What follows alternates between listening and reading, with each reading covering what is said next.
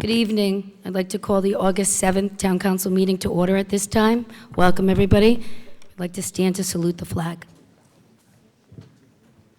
I pledge allegiance to the flag of the United States of America and to the republic for which it stands, one nation, under God, indivisible, with liberty and justice for all. Amen. The first order of business is the approval of the minutes. June 5th, 2017, executive session.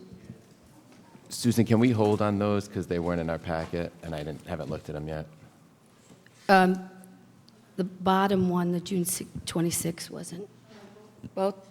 Okay, yes, we can hold on both So we'll of them. hold on both, all right. Yep. So the only one we have to look at tonight is July 17th, which is a typo. It says June 19th, but it's really July 17th, and the minutes were attached. So do I have a motion for the approval of those minutes? Move to approve the July 17th, 2017 regular meeting minutes. Second.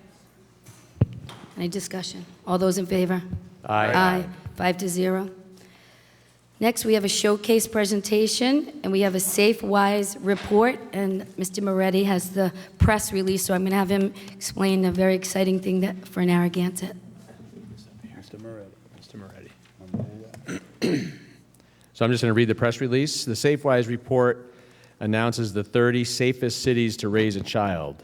SafeWise report released its the 30 safest cities to raise a child report on June 26, 2017. To compile this report, SafeWise reviewed reported sex offender concentration, state graduation rates, overall school quality ranking, and FBI violent crime data. Also, we eliminated all cities with fewer than 10,000 residents and those communities that did not report crime numbers to the FBI.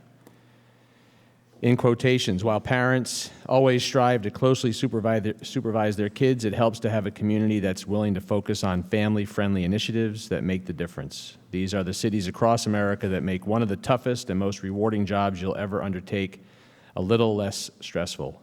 End quote, says Kaz Wida of SafeWise.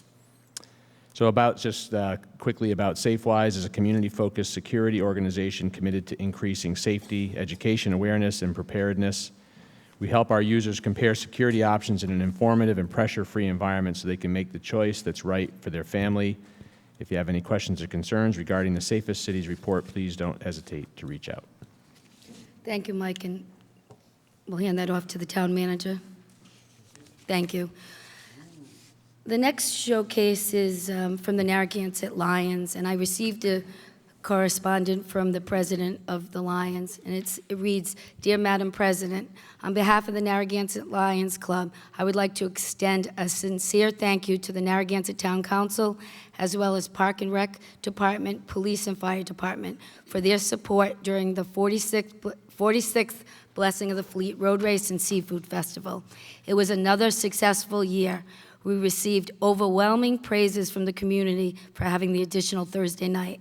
It was a great addition to our festivities. The race included 3,108 participants. The parade of boats was dampened by the weather and the sea conditions, but however, there were 8 boats that were in the parade, and the community still came out to support the event.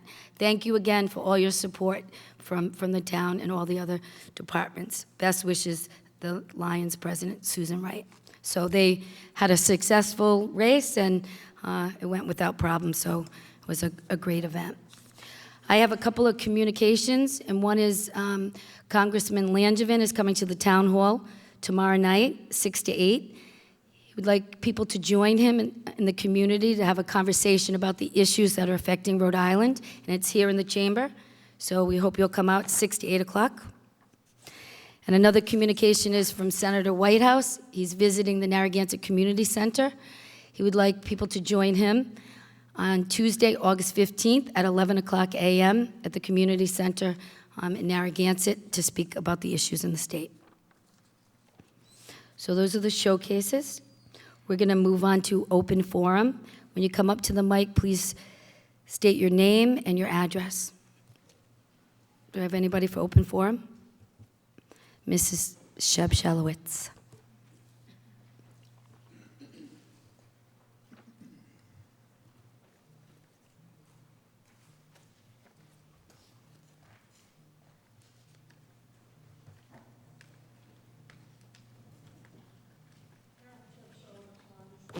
I don't think it's on, Karen.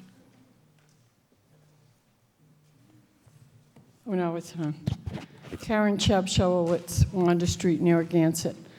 I've been trying to figure out for the last few days how I'm going to squeeze in my public comments for open forum and what topic to specifically address in 3 minutes. And I decided that last week I had the pleasure of attending a story hour for preschoolers at the Narragansett Library with my 3-year-old grandson and my 5-and-a-half-year-old granddaughter. Let me tell you, that Monica, who's a children's librarian, was absolutely wonderful. She had a program, was just a normal story hour, she didn't know I was coming, where they introduced what they were going to do. Then she said there were going to be snacks, and if you had a gluten allergy or a peanut allergy, please let her know if you had any issues. And then they had 4 construction books on the floor of different kinds of trucks. I thought my grandson's eyes were going to pop out. And then they had an activity where they actually built a tool belt out of construction paper, and she had all the tools mimeographed for the children to fill in, and she also had glitter glue for them to write their names. And it was a real community building event. I mean, you saw grandparents there very happily smiling with grandchildren that they hardly see because it was the summer. You saw fathers with their children. You saw mothers. You know, it was just absolutely wonderful, the camaraderie that was building there. And I just feel, after Susan's party, building community, it was really very evident that her building community for the seniors was very much a passion of hers. And I think this building of community has to be the focus of what the town is doing and what direction they're going in. I'm very happy with the Children's Library Program. I think it's absolutely excellent. Very happy with the Adult Library Program. I'm not so happy that we haven't brought closure to the library relocation thing. And I want to say that the senior party that Susan had was just absolutely wonderful, and it was really a step in the right direction. You saw a lot of different people talking and communicating, and that's what the town should be about, building a sense of community. Thank you. Thank you, Karen. Anybody else wishing to speak? Stanley? Stan Wojciechowski, Narragansett. She kind of stole my thunder. I wanted to thank you, Town Council President Susan Buono Cicilline, for being one of the best presidents in recent history here. You held that shindig at Sunset Farms, not only got some money for it, but I'm sure you taught them the value of getting together. You know, let's not just gather some tax funds in the future. Let's get together. They can listen to each other, talk to each other, help each other. No need to grab some taxes off the family taxpayers of this town. If there's any issue, they know how to raise some money now. And you make the farm available for them twice a month. They can go there, do their thing, and make some money, and they have another way besides tax dollars to do what they have to do. And you're the one that started it, and I appreciate that. Thank you very much. Thank you. Anybody else wishing to speak?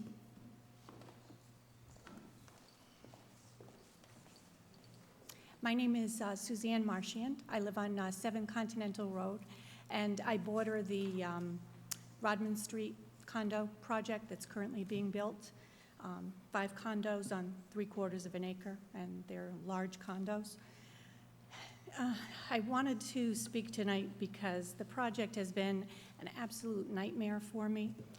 At one point, I had a river running down my backyard that was threatening to flood my shed and the guest house on the next property down. I had 12 inches of water in my crawl space, $3,500 worth of damage to the insulation that I had done last September in the crawl space. It took a month and a half. thanks to Mike Moretti's intervention at a month and a half, that anything was really done. I had spoken to the builder, I'd been to town hall, spoke to the builder a number of times, and they did nothing. I spoke with an engineer. They took one look at it and said, this will eventually cause damage to your house if it continues to happen. You'll have settling cracks and a whole host of other problems. So it wasn't only the damage they'd caused, but the fact that my house is sitting in mud. They did some excavation. I now have probably a couple of inches of water in my crawl space on during a bad rainstorm. I guess the question here is, this was a development that required a lot of variances to the existing rules in order to go through. I question, what are we approving? I mean, I went to all of the planning board meetings, objected to the 7 condos that they initially wanted on the 3/4 of an acre, got the best possible result that I thought. It was 5 condos, they were off my property line, and you rely on the expertise of the town boards for the rest. I never could have anticipated this problem. The other thing I question is how long it took for a town response. It took a month and a half for anything to really happen, and I'm still, I spoke with the builder last week, and he was pretty much saying, well, this is going on till the end of September before we have the final water management system in place. And I think there was an expectation that I just needed to hold off and wait, no matter what what the situation was. And then I guess the final piece of it is, I'm told that the water management system is based on a series of calculations that are made by the engineering company. The town just looks to make sure those calculations meet our specifications. Sitting where I sit, I've lost all confidence in calculations or anything else regarding this problem. I think water does what water does. Will the town stand behind me if I continue to have this problem after the final system is put into place? Thank you for your information. Thank you. So, Thank you. yeah, I just wanted to comment. So first of all, I've received many very thorough responses from the town engineering department and the town manager and the town planner. And this was a project that is, it's substantial in nature. It's, I would say that they did exactly what they should have done to go through the planning process and the zoning process. Mike DeLuca has explained to me the binder is roughly 10 inches thick in terms of the requests that were made and the approval process. And yes, water does what water does. I mean, I sent a couple calculations around to highlight the fact that these 2 big, massive structures now produce a lot of runoff. So it is frustrating for anybody that abuts a development like this. I am very happy with the response that I've received from the department heads and Jim, and so we're hopeful that that Mrs. Marchand doesn't have to experience too much more of this as they go through it. So, without boring you with all the details. So, Thank you. Richard.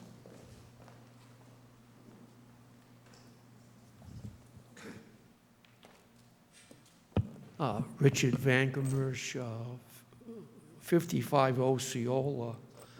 Just didn't plan to speak tonight unless someone gave a speech in favor of haste in the negotiation process for the library. The last thing citizens should be doing is weakening the town in a negotiation process. This is not a good negotiating strategy. And I'd just like to basically remind you again that I'm here to say that no more than $5.8 million will be spent on this project. Now, I know the library board has other plans to spend all the way up as money comes in. When you take 2.5 from 5.8, you get 3.3. The lower the 2.5 is, let's say 1.9, the more you have to spend in the innards of the library. I cannot comprehend why people want to spend 2.5, that's okay. That 2.5, in my view, is not a legal bid by the town. It's a place marker that was given to us in the discussion of the $5.8 million. A place marker is not a legal bid. It was hopefully not negotiated by anyone. There was no property committee to oversee the place mark figure of $2.5 million. And I plan to protest anything over $5.8 million for this project. We went through this with the school athletic field. I again repeat to you, it's incomprehensible for me for people to push for a higher price for Gilbane, which reduces the price that can be spent on other things in the library.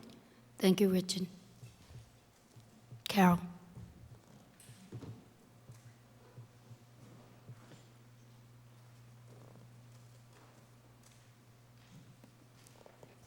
Carol Stewart, Eastwood Look. I wasn't going to speak. I heard this, I'm sorry, I don't recall your name, the woman who just spoke about her situation. That's her home. That's where her peace and quiet, her domain. And I don't know the circumstances. I don't know about the engineering and the water table and all of that. I had a friend who had a similar situation, lived in another state. Her house began to sink. There were a few cracks, started in the bathroom, and before you know it, she had to leave the house. They had to sell it at a loss back to the builder. There was litigation. When something like this happens, the stress is unbelievable. I don't care if the folder is 10 inches thick or 5 inches thick. I assume that we were told that because it implies that all the research has been done that's necessary. I'm just saying, I hope that the town continues to work on this issue, and I appreciate anything that any of you can do, because I know how I would feel if I was in that situation. Thank you. Thank you, Carol. So just one. Yeah. So just one quick comment. So the implication of my statement about the 10 inches thick was not to. So don't take it the wrong way. It was meant to portray the fact that it's a very complicated issue that's still being. First of all, it was looked at. It's being looked at still, and it will continue to be looked at. So this is not something that will go away. So. Thank you.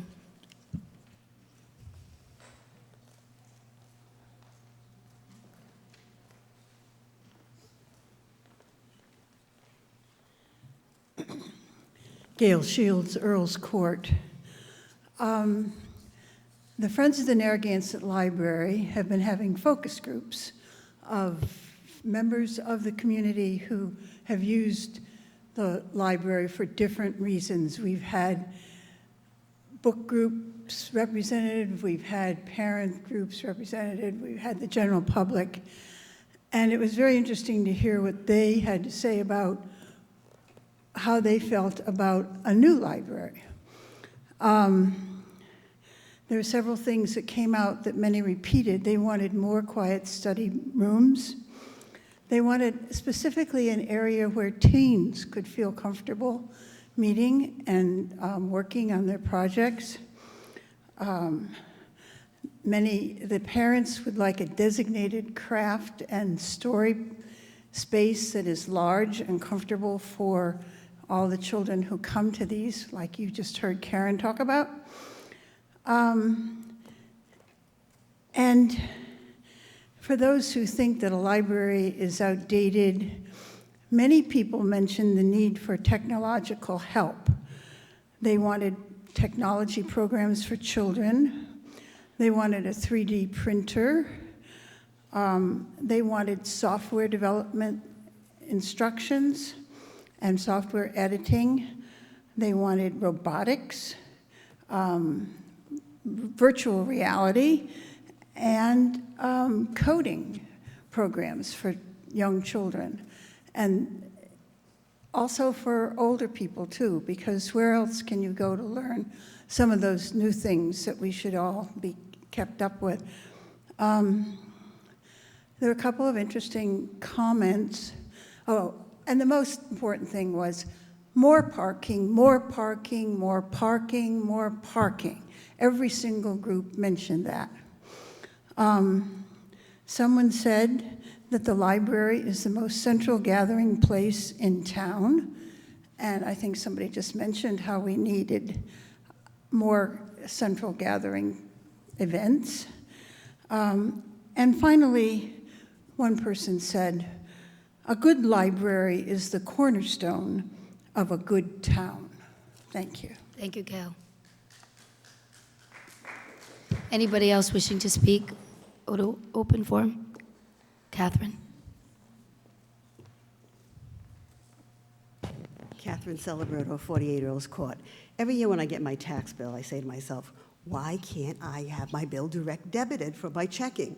We do it with everything else, our cable, our insurance, everything. And that's the last thing I seem to be writing a check for. And I noticed that on many of the agendas, you are abating some interest because somebody forgot to send their tax bill in, their check in. And I just don't know why we can't sign up for a direct debit. I think any bank that we use to deposit our tax money in could do that. I think that's how it works. I'm not quite sure. But I can't imagine why in this day and age we can't do this. And it would really be a help for people like me who aren't here year-round. It would be a help to a lot of people. I have a neighbor, she's here year-round, and she's constantly forgetting to tear off the quarter and send it in. So I'd like somebody to look into this so that whoever wants to sign up for a direct debit can do it. Thank you, Catherine. Anybody else wishing to speak?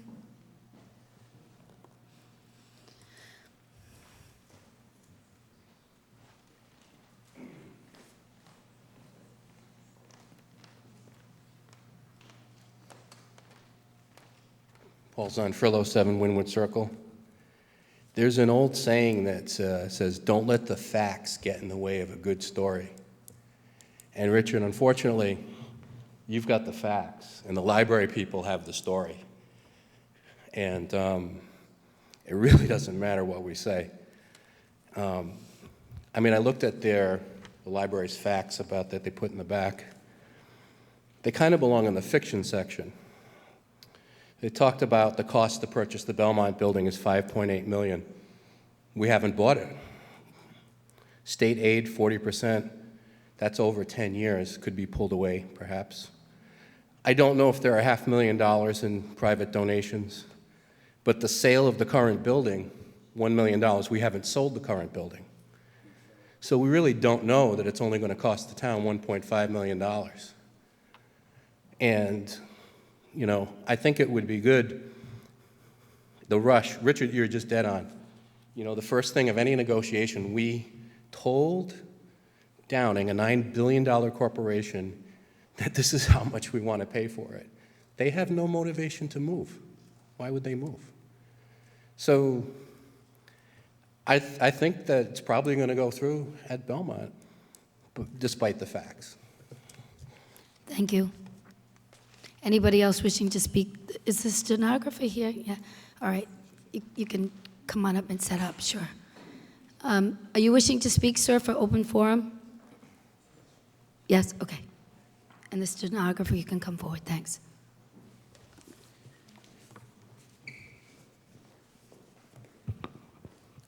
Good evening. Hi. My name is Terry Duffy. I'm a resident of Bonnet Shores. I am the past president of the Bonnet Shores Land Trust. For the past 12 months, we have been working on a public safety project within the community. The Bonnet Shores Land Trust plans to build a pedestrian bicycle pathway. Terry, is this going to involve the public hearing when we get to the public hearing on the tip?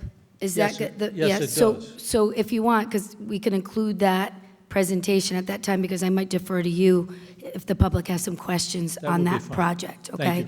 Thank you. Thank you.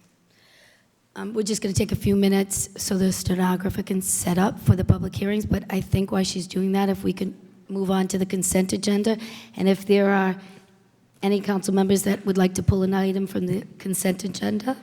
Susan, before that, I meant to say it at the beginning, I wanted to just recognize Hope Hickey, who passed away last week, and her contributions to the community over the years. Very wonderful family. So Hope Hickey was a parishioner at St. Thomas More, and she'd been part of the decorating committee there for years and was involved in the building of the St. Veronica Chapel on that committee. So I just wanted to recognize Hope. Thank you, Matt. I did go to that service, and it was absolutely beautiful celebration of her life, so thank you. Okay, as far as the consent agenda, any council members wishing to pull anything from the consent agenda? Do I have a motion I'll move that motion. to accept the consent agenda? A second? Second. All those in favor? Aye. Aye. 5-0, consent agenda passes. I think that's really all we can do until 8 o'clock for the public hearing, if you're all set.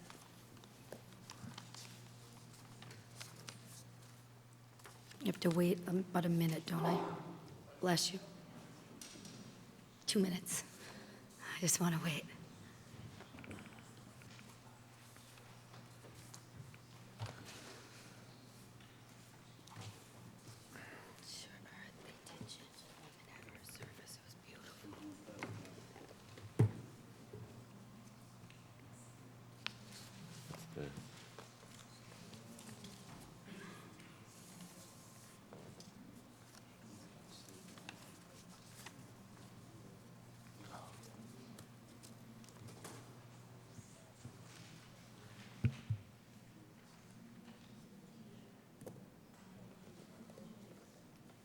You all set? Does your clock say 8? I need a motion to open the public hearing on the application and the transfer of the beverage license from Kevin Williams. Move to open the public hearing. Second. All those in favor? Aye. I'm going to read the motion, just so everybody hears the complete motion. Application of a transfer of a beverage license from Kevin Williams, DBA The Breakers Pub, 140 Point Judith Road, Unit A5, Plot P, Lot 289, Narragansett, Rhode Island, to Proof Properties LLC, DBA Proof Mark Parentois, President, and William W. Clark, Vice President, 140 Point Judith Road, Unit 5A, Plot P, Lot 289. So the public hearing is open, and welcome to the applicants. And did we receive the menus for the project? That's in this packet that we just got. Thank you. Welcome. Good evening, folks. Gary Vancini on behalf of the petitioner. Mark Parento. Do you proceed? Do you want to just tell us about the project? I would be happy to. This is our application for transfer of the liquor license with a slight modification to allow outdoor seating, brought on behalf of Proof Properties. Proof, by the way, is a brand-new LLC recently created. We did not yet have an opportunity to provide good standing certificate, but the LLC was created just a month ago. This is a transfer of Kevin Williams' license. The restaurant will be serving a full menu, as you see in front of you. We've included a couple of pictorials, one with and one without the possible outdoor seating that we've requested as a modification. If you folks have that, The one with the barrels is designed to show that that coupled with your plan should show you the fact that we look forward to using the actual drawing, the plan drawing, no, the actual to scale drawing No, this- that was provided as well. Barrels. It reflects that there is 15 feet of curb, folks, of which the proposal is to use only 5 of that as a roped-off area between barrels to accommodate 1 row of patrons up against the building.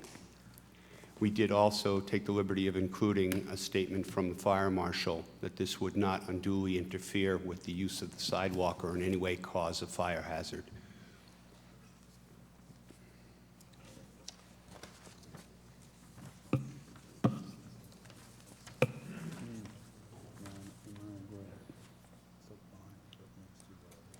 Proof Properties intends to open a full restaurant and bar. As you can see, with just a couple of pool tables, there are to be 2 new bathrooms installed. Well, 1 new bathroom to sister with the other that's already there.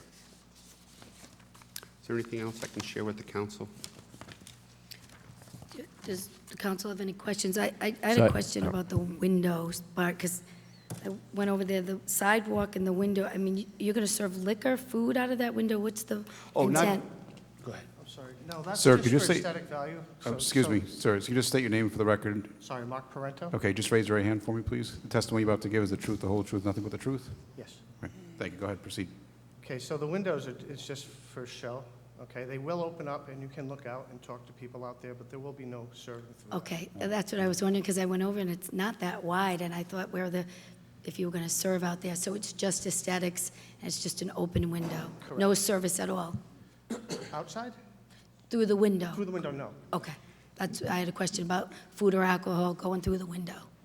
There'll be no service transported through the windows. The windows are being redesigned, and they're going to be much larger, but they are going to open traditionally like the ones behind you, so there won't be any other impediments to the sidewalk either.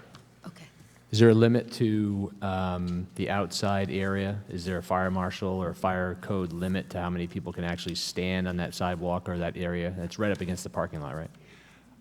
It's going to be the opposite side of the sidewalk closest to the building, the 5 feet closest to the building, and it's going to be roped off with a greeter.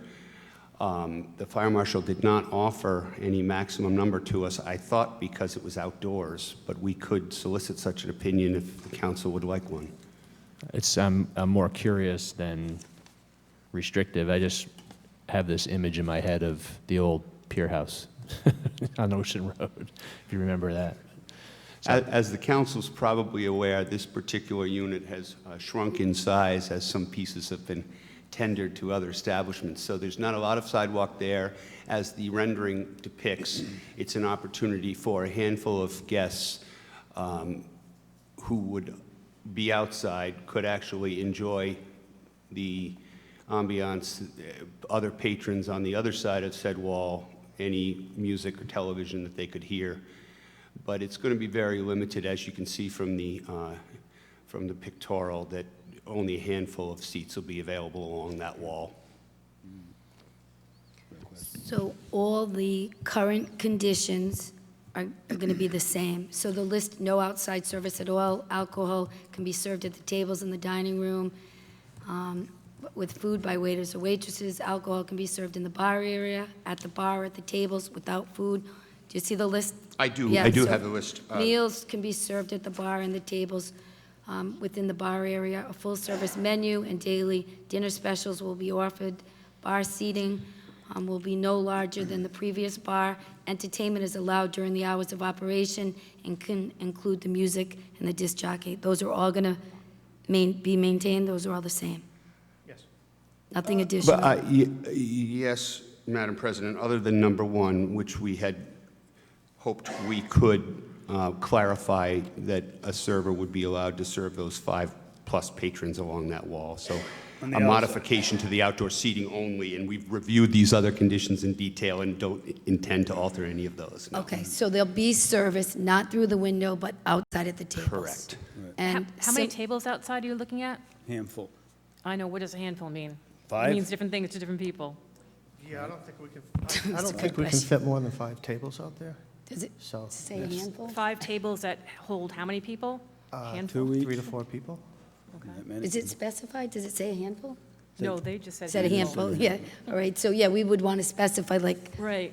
the amount, I think, would be important. I mean, That would be fine, folks. I think in the rendering that I have, and I'm hoping you have the same one, it appears to reflect approximately 7 chairs along that railing at the Yeah, and so I'll go back to my original comment about the actual number of people allowed in that area. tables/chairs. So we're talking about a couple of people at each of those small tables. Yeah, so I'll go back to my original comment about the total number of people in that area, because if there is no hard number and there's service out there and it's, it's a gorgeous night and it's busy, then what's stopping you from putting 50 people out there? So, and my only concern is safety and numbers of people that are in that area. So that's all.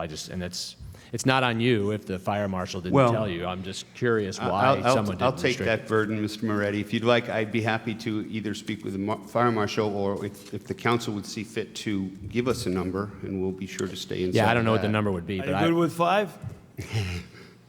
How about? Yeah. Oh, sure. Sure. 5 Everybody tables good would with be 5? outstanding. Well, And I'd rather have the fire marshal be good with it than us. I mean, Well, that's not my job. he already wrote a Right, but he's not telling us what a quote handful is in his memo. He's saying he's looking at the area. I mean, I leave that up to Jim and his department heads to tell us what we think is good. If I may add, folks, I did take the liberty of just looking at some of the other businesses in Mariner Square, and 5 tables was enunciated for Arturo Joe's, but no tables were enunciated for Poncho's. They didn't specify a number, in other words. Yes. So we were trying to get some guidance as to what might be allowed. We certainly would never intend to have more tables out there than those larger establishments. so I have the surrounding restrictions or conditions in Mariner Square. Arturo Joe's does have it. It is a larger, it does seem like a larger area to have it. Understood. So to Councilwoman Lawler's point, I think we have to kind of figure out, because it's tight there, and it will really block the people from the Scar Bar and the other restaurants. Understood. There's not a lot of room. So I think we have to be very careful, to the council's point, of how many people are going to be in there. And so I think that will be something we probably need a little more information. If everybody's okay with the other conditions, I think it's more of the outdoor service. We'll hear from the public, but I think. Sure, and I'd be happy to follow up with the fire marshal directly if you like. Okay, I think that would be great. We'll hear from the public if you have nothing else that deviates from the list. I got a question. Where's your attorney? I am the attorney. Good for you. Good for you. You don't need an attorney. We're not monsters up here. At least some of us. Some of us. Let me call them monsters. Yeah, the letter from Captain Arnold. In my opinion, as long as the egress is not blocked. So can you not block the egress with 5 tables? Sure. Yes, sir. In fact, that's exactly what we intend that greeter to make sure. You think you can keep it to 2 people per table for now? Give it a run? Sure. Everybody in agreement with that? So a total of 10 people out there? No? Okay. I just know how big are the tables? How big? I mean, I want to leave this up to the fire marshal and to Jim to Right. tell us, what their opinions are. I mean, the tables could, right, so it's a small area. If Right. you have this huge table with 2 people, you're still blocking Exactly. areas. So I think We we want- are in agreement with we the wanna have this conditions. We work, just we just want wanna to make get sure it's that right. safe. Ma'am? Sure. I don't know if everybody has this, but if I may, folks, this drawing depicts 5 We very have that. small tables that would accommodate 2 Right. people per. Right. No large tables would even fit, much less be part of the plan. We fully intend to use only 5 linear feet away from the wall, and any tables that would house more than 2 people would not fit there. So they need to be very small, two-person tables anyway, and we're aware of that. Okay. Yeah, and we're happy to have this work. We just want to know what the numbers are. So I know. That's all. Perfectly happy to continue to address 10 as a maximum number with the help of the fire marshal and anyone else we need. All right, we'll hear from the public, too. Thank you. Anybody wishing to speak from the public on the issue?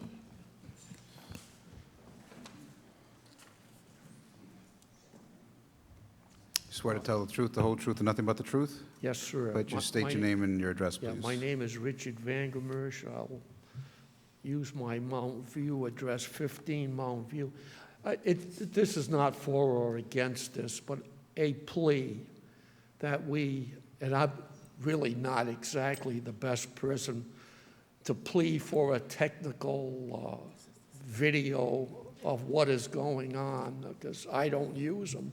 But please, we show many things here that I think are useless, but this would not be useless to see where 140 Point Unit Road is. I just don't remember.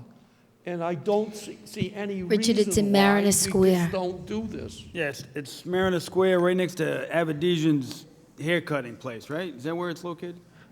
I really haven't The memorized salon there, Mariner right? Square. No, it's a great point, though. I think for the public, it would be helpful if, especially if newcomers weren't familiar with the area, to show exactly where it is. And so that's a good point. Thank you, Richard.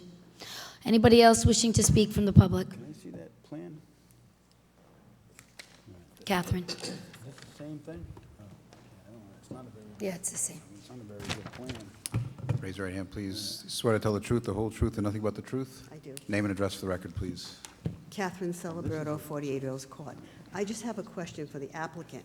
I'd like to know if he's a Rhode Island resident and how long he has been a Rhode Island resident. Yep. Sir, just come to the microphone, please. Thank you, Catherine. I've been a Rhode Island resident all my life. I've been in Narragansett for 17 years. Grew up in Warwick. I just have one other comment. I think that when people apply for liquor licenses, we should do an NCIC check, not just a BCI check. We've had a bit of a problem in the past with only doing BCI checks with people coming in from out of town. And had we done NCIC checks, we would have seen things that we learned about later on. So I would really wish that we could do something like that in the future. I mean, he's a continuous resident of Rhode Island, okay, but, you know, we don't always, a lot of people come into this town and they're not continuous residents of Rhode Island, so it would be helpful to do an NCIC check as opposed to just a BCI check, because BCI is just Rhode Island. Thank you. Anybody else wishing to speak? Stanley? Dan Wojciechowski, Narragansett. Raise your right hand, please.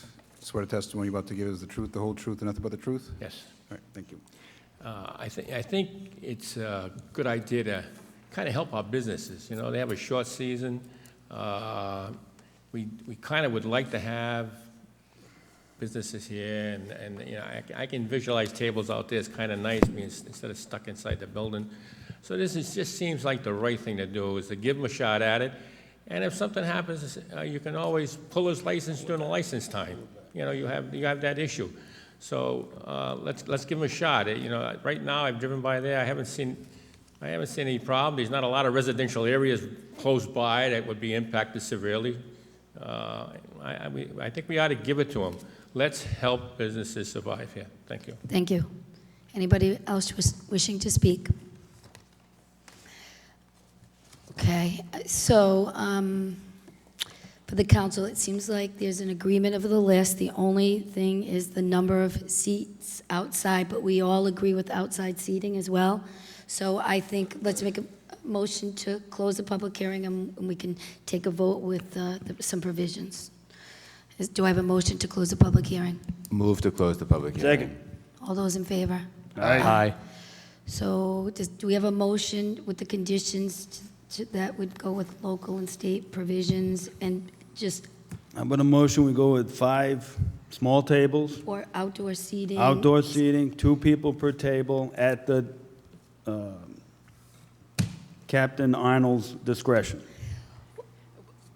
Can we change that to ask Captain Arnold to provide us with what he suggests it should be and go with that? I mean, it's Yeah, let him, decide where it's the Exactly. best location of the tables and how And far amount from and the how- egress and, yes. yeah. Okay, so That a okay with you guys? motion to support, and I'm looking at the solicitor because I want to get this right, a motion to support the conditions based on the local and state regulations with agreement on the outdoor seating. The number of seats is the variable that's unknown, so if they can work that out with the fire marshal, and we know it's 10 or less. Let's keep it up to 5. I thought we agreed on up to 5. It's whatever the fire marshal yeah, we're gonna determines let them is determine that. appropriate. I Is want to that- see, I want to see one Is of that those an little okay signs motion, on the solicitor? wall. And then I'm just trying to get the motion. And I was handed something too, it reminded me that there is state law on the square footage as well. So as long as the fire marshal is adhering to that, then I think that as long as they're following all state and local laws, that it's at their discretion. I think that Okay, that so will be a sufficient motion. Did you get that motion? A motion to approve the transfer of the license based on the local and state regulations, the existing conditions, except, we're doing the outdoor seating, and we're going to wait for a decision from the fire marshal on that number and square footage. Do I have a second on that? Second. Any discussion? All those in favor? Aye. 5-0. Motion passes. Good luck, and we'll get that Thank you detail. very much. Thank you. Good luck. Do I have a motion to open the public hearing on the tip for, Move to open the public hearing.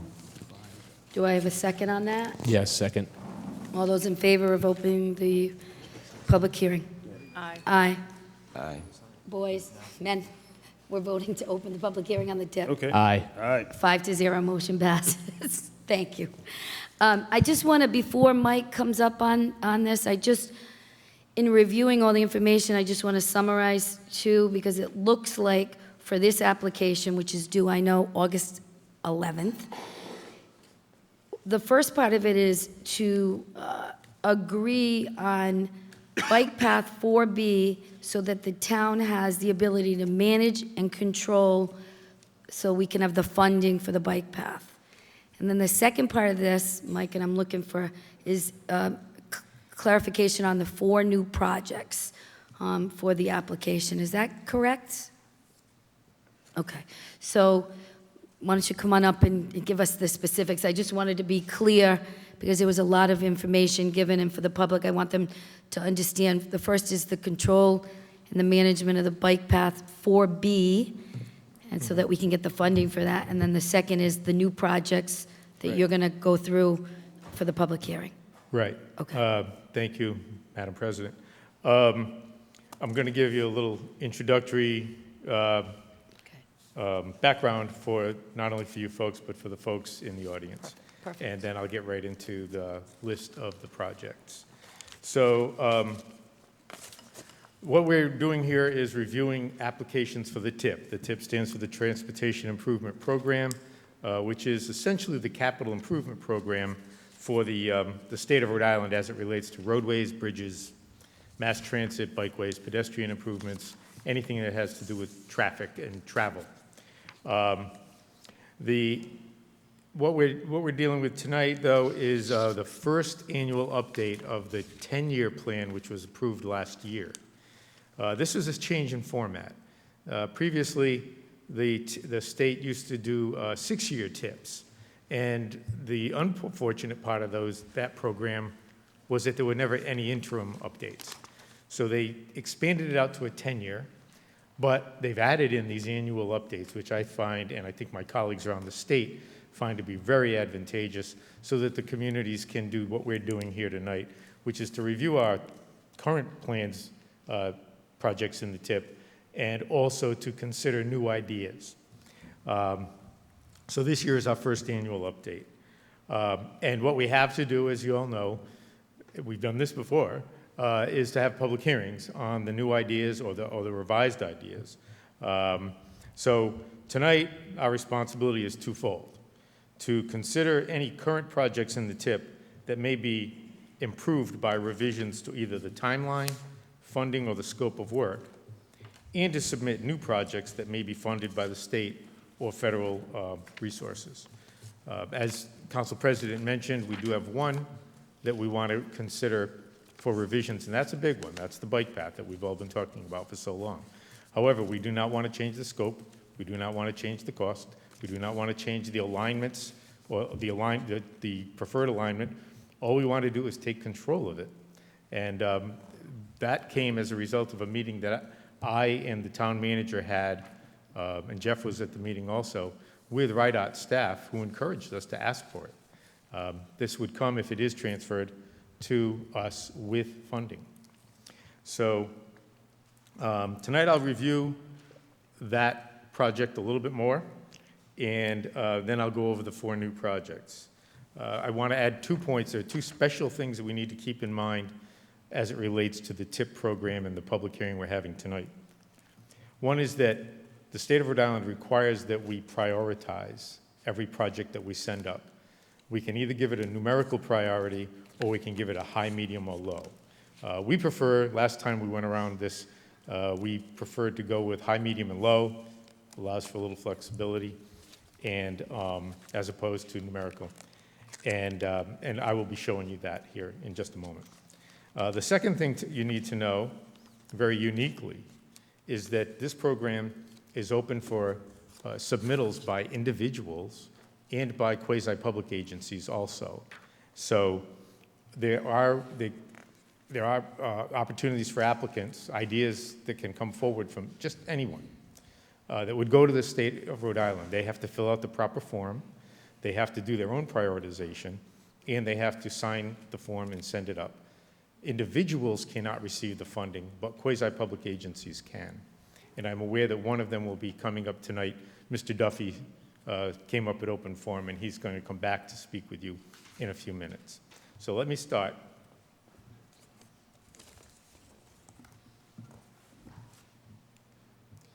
So here are 3 projects that are that are currently on the tip. And you may not be able to read that on the screen, but this is right out of your packet. You're very familiar with them all. South Pier Road reconstruction. It's about a mile of road from Boone Street to Route 108. Needs to be reconstructed. The sidewalks need to be reconstructed. It is on the tip already. We are going to ask, we have contacted and spoken with the DOT staff on this project also, and we're asking them to transfer it to local control. No change in scope, no change in funding, no change in timeline. The second one is the Safe Routes to School project. This is the project that involves building a separated pathway between the middle school and the high school backfield that would actually come out in the pathway right here next to Town Hall. It would be improved so that it could be used by bicyclists or pedestrians, and the idea is to encourage young people, particularly the middle school students, to be able to walk or bicycle to school. That will involve rebuilding the 2 little bridges over the streams that run through this path that, for any of you that have been back there, have seen before. That project was approved for funding at the level of, I can't read it, I have to have it in front of me. Funding of $503,000 through the TIP. And that is on the TIP today. It is not changing in scope, it's not changing in funding, it's not changing in timeline. What I found out last week, an interesting thing I found out last week in speaking with an upper-level DOT staff person is when we are asking for transfer only with no changes to funding, scope, or timeline, we don't need to do a public hearing on it here. But since I had put it in the paperwork that you received, I wanted you to hear about it. So we don't need to submit anything to them. All we need to do is ask them to write an agreement with us to transfer that control and maintenance and management to us. But the third one we do need to, and the third one is the William C. O'Neill bike path. We have that listed as a high priority. It is a mile long. The project scope is changing, not for the bad, for the good. You recall that we had Section 4A approved for separate funding through DEM, and that was transferred or is pending transfer to the town's control very shortly. We have an agreement that's in draft form I'm not actually sure if it's been signed. I'd have to speak with the manager on that. But, so the scope of what is going to be funded through the TIP now has become shorter because 4A, which is the section from Mumford Road to the soccer field behind elementary school, is now being funded and under control, under our control. So we're changing the scope from the soccer field to through alignment, either 2A, 2 or 3A, to the Anhoxie Road parking lot. I'll show that to you in a moment. So this is being transferred to the town, but with a change in scope, not a change in funding. We are still seeking the $8.5 million, and that is in the TIP, but also in seeking a change in timeline. The DOT has it timed out for 4 years worth of engineering and permitting, and then 3 years worth of construction to be completed in year 2022. We want to advance that. We want to shorten the engineering and permitting by half, and hopefully shorten the construction by half also, and be done before 2020. So let me bring you through these projects. Oh, excuse me. I have to show you the 4 new projects.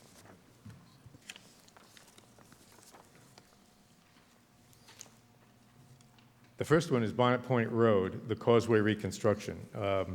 You'll remember this one. We had it before you before. You recommended it to the state for inclusion on the TIP last year, but they omitted it. They did not accept it.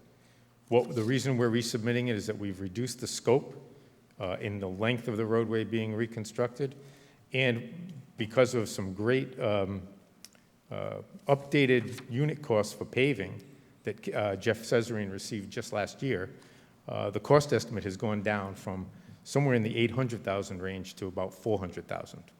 So we feel that the scope being reduced somewhat and the cost being almost cut in half, we're hoping that that will be received well by the state. The second project is actually 2 projects blended into one, the Ocean Road Beautification Project, Phase 1 and 2. When you put them both together, it starts at the red light where Beach Street meets Ocean Road, goes around the curve to the tower, that's Phase 1, and Phase 2 is from the tower to South Pier Road, all on Ocean Road. It is intended to provide us with period lighting so that we can get rid of the highway-style Cobra lamps and remove those Cobra lamps from the wonderful view of our tower, and also to replace or install, I should say, numerous pedestrian and bicycle amenities such as benches, trash receptacles, et cetera. Where this one has changed also is in cost. You recall after Hurricane Sandy, the sidewalk and the seawall on the eastern side were heavily damaged, and DOT revised a contract that they had already opened with Lynch Brothers and had that entire side reconstructed. So that comes out of the scope of work. The cost estimate goes down from $650,000 to $450,000. The next 2 are new ideas, and they're very similar to one another. One is Boston Neck Road widening and restriping.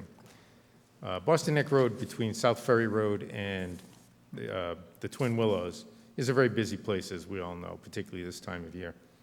And the hope of the town staff is that we might be able to get that road marginally widened, 5, 6, 7 feet, and in so doing, creating a center lane that could serve as a left-hand turn lane in either direction.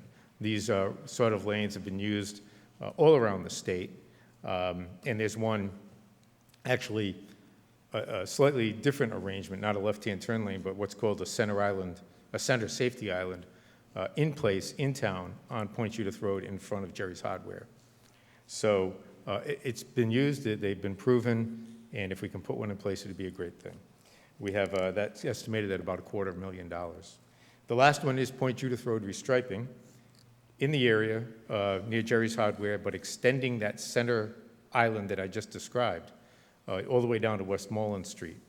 That would enhance, the project just before me, that would enhance allowing people to get in and out of the Mariner Square area, and it would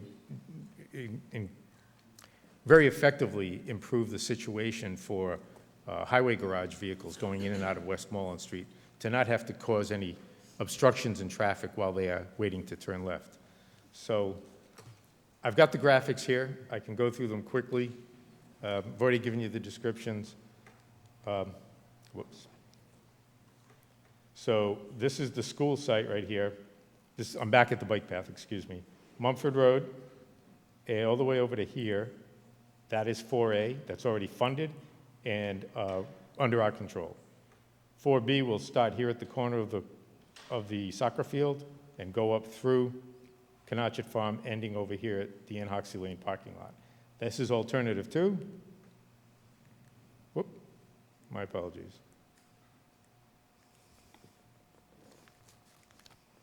Okay, and that's alternative 3A. One of those two will be the eventual developed path. The Bonnet Point Road Causeway, as you know, coming in down Bonnet Point Road, passing Lake Street. This is Allagash Trail. The scope of work goes from Allagash Trail to the Bonnet Shores Beach Club. And we're hoping that we will be able to grind that pavement, put down this new geotextile 21st century stuff underneath the asphalt, and repave it at the same width. And hopefully that will hold the asphalt in place better. Ocean Road beautification, there's the first section. As you can see, this is the red light at Beach Street, the curve, the towers are right here. And the next one, whoops, my apology. And this is the rest of the seawall area. This map, I'm sorry it came out so small, goes from South Ferry Road to Metatuxet Road, and we're hoping that DOT will agree with us that the roadway deserves to be widened, and that those left-hand turn lanes that you see at the signal at Bonnet Shores Road would be extended all the way up to South Ferry and all the way down to the area near the Twin Willows.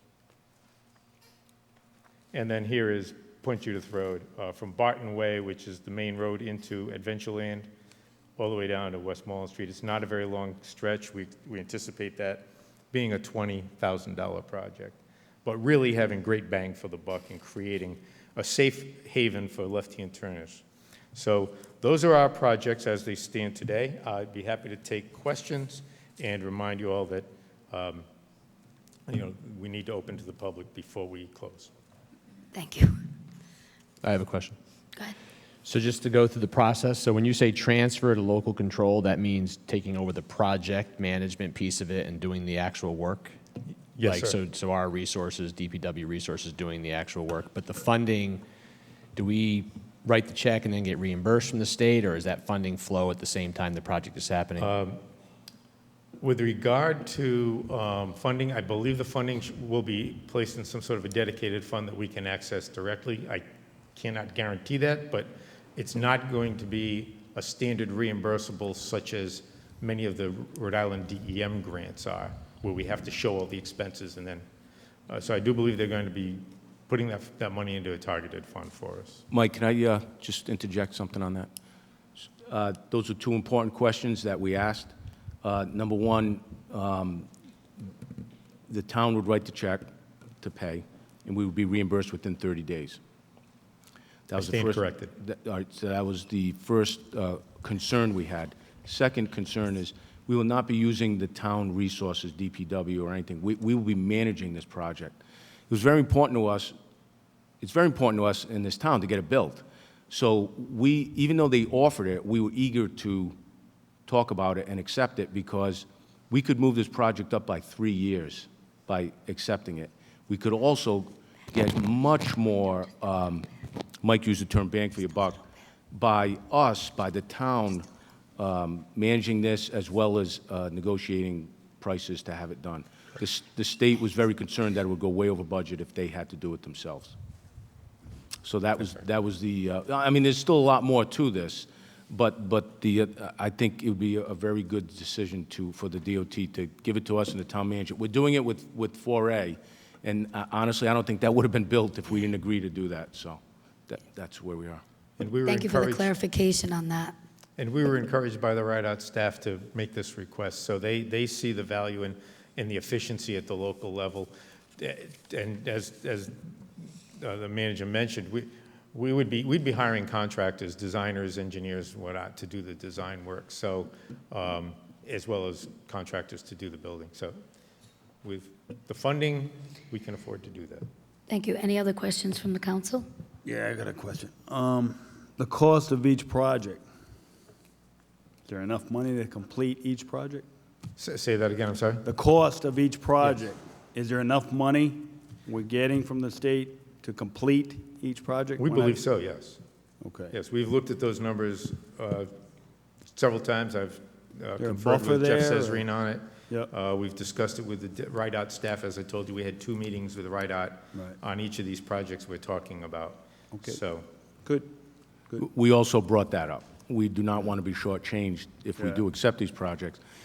Stuck with it. Basically, the numbers that the DOT gave us, that is what it would cost the state to do it. It would probably be cheaper for the town to do it, as I mentioned.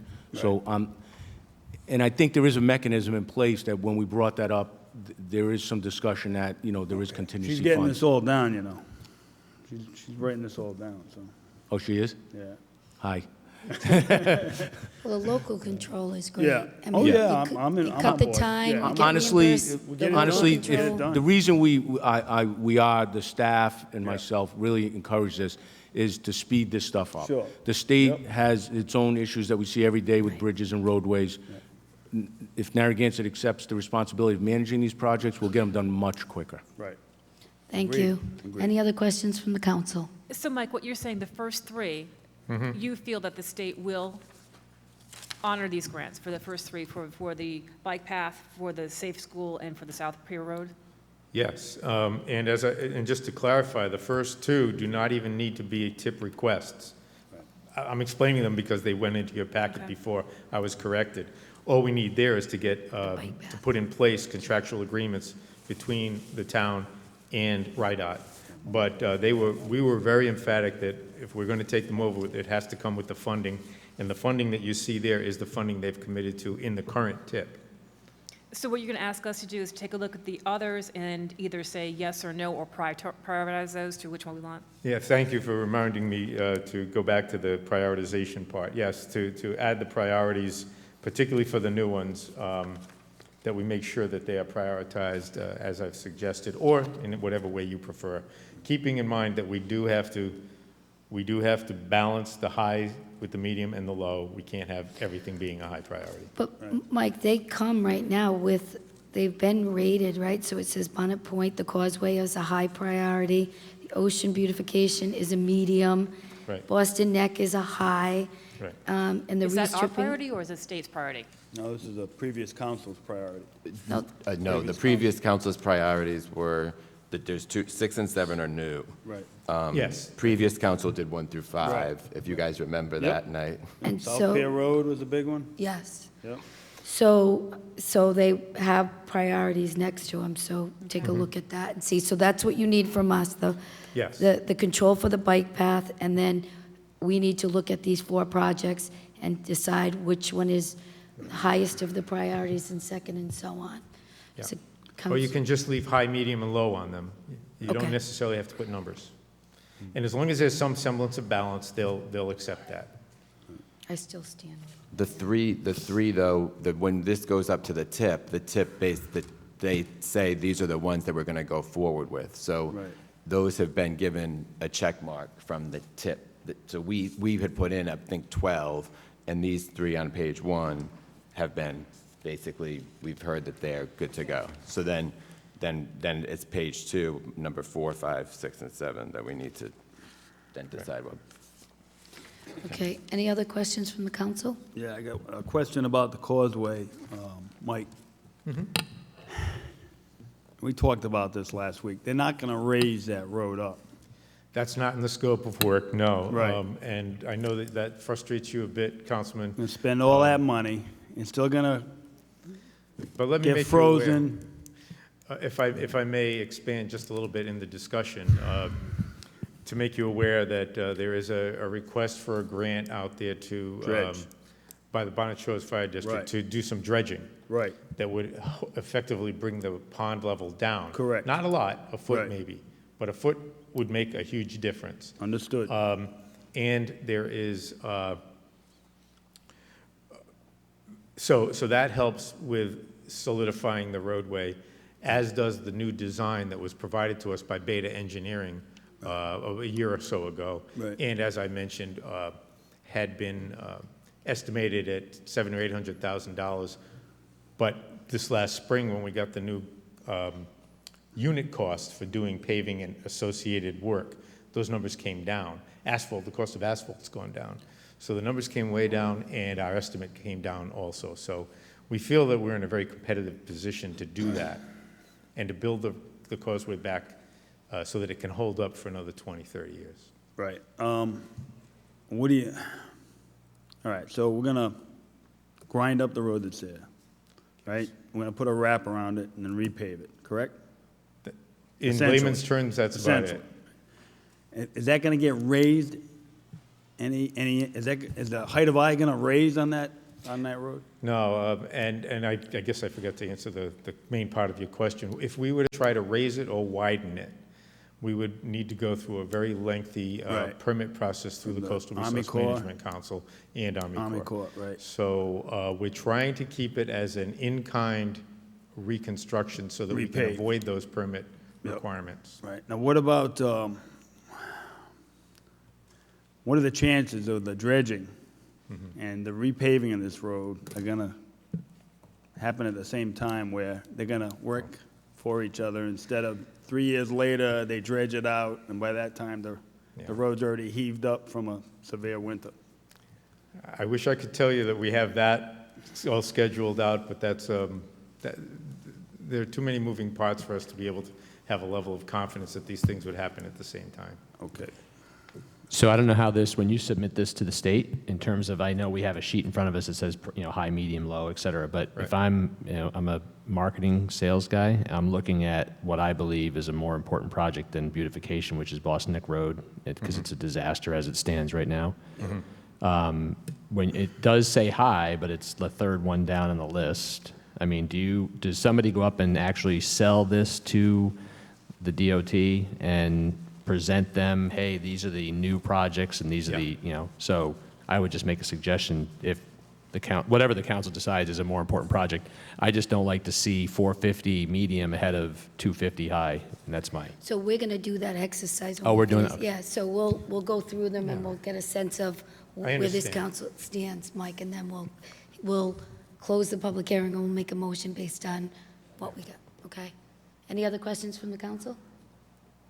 Okay, so we're going to go to Mr. Duffy next, and then the public. Is it Terry? Do you want to come up? And I know you are representing the fire district, correct? That's Do correct. you have to be That's sworn in? correct. Just raise your right hand, please.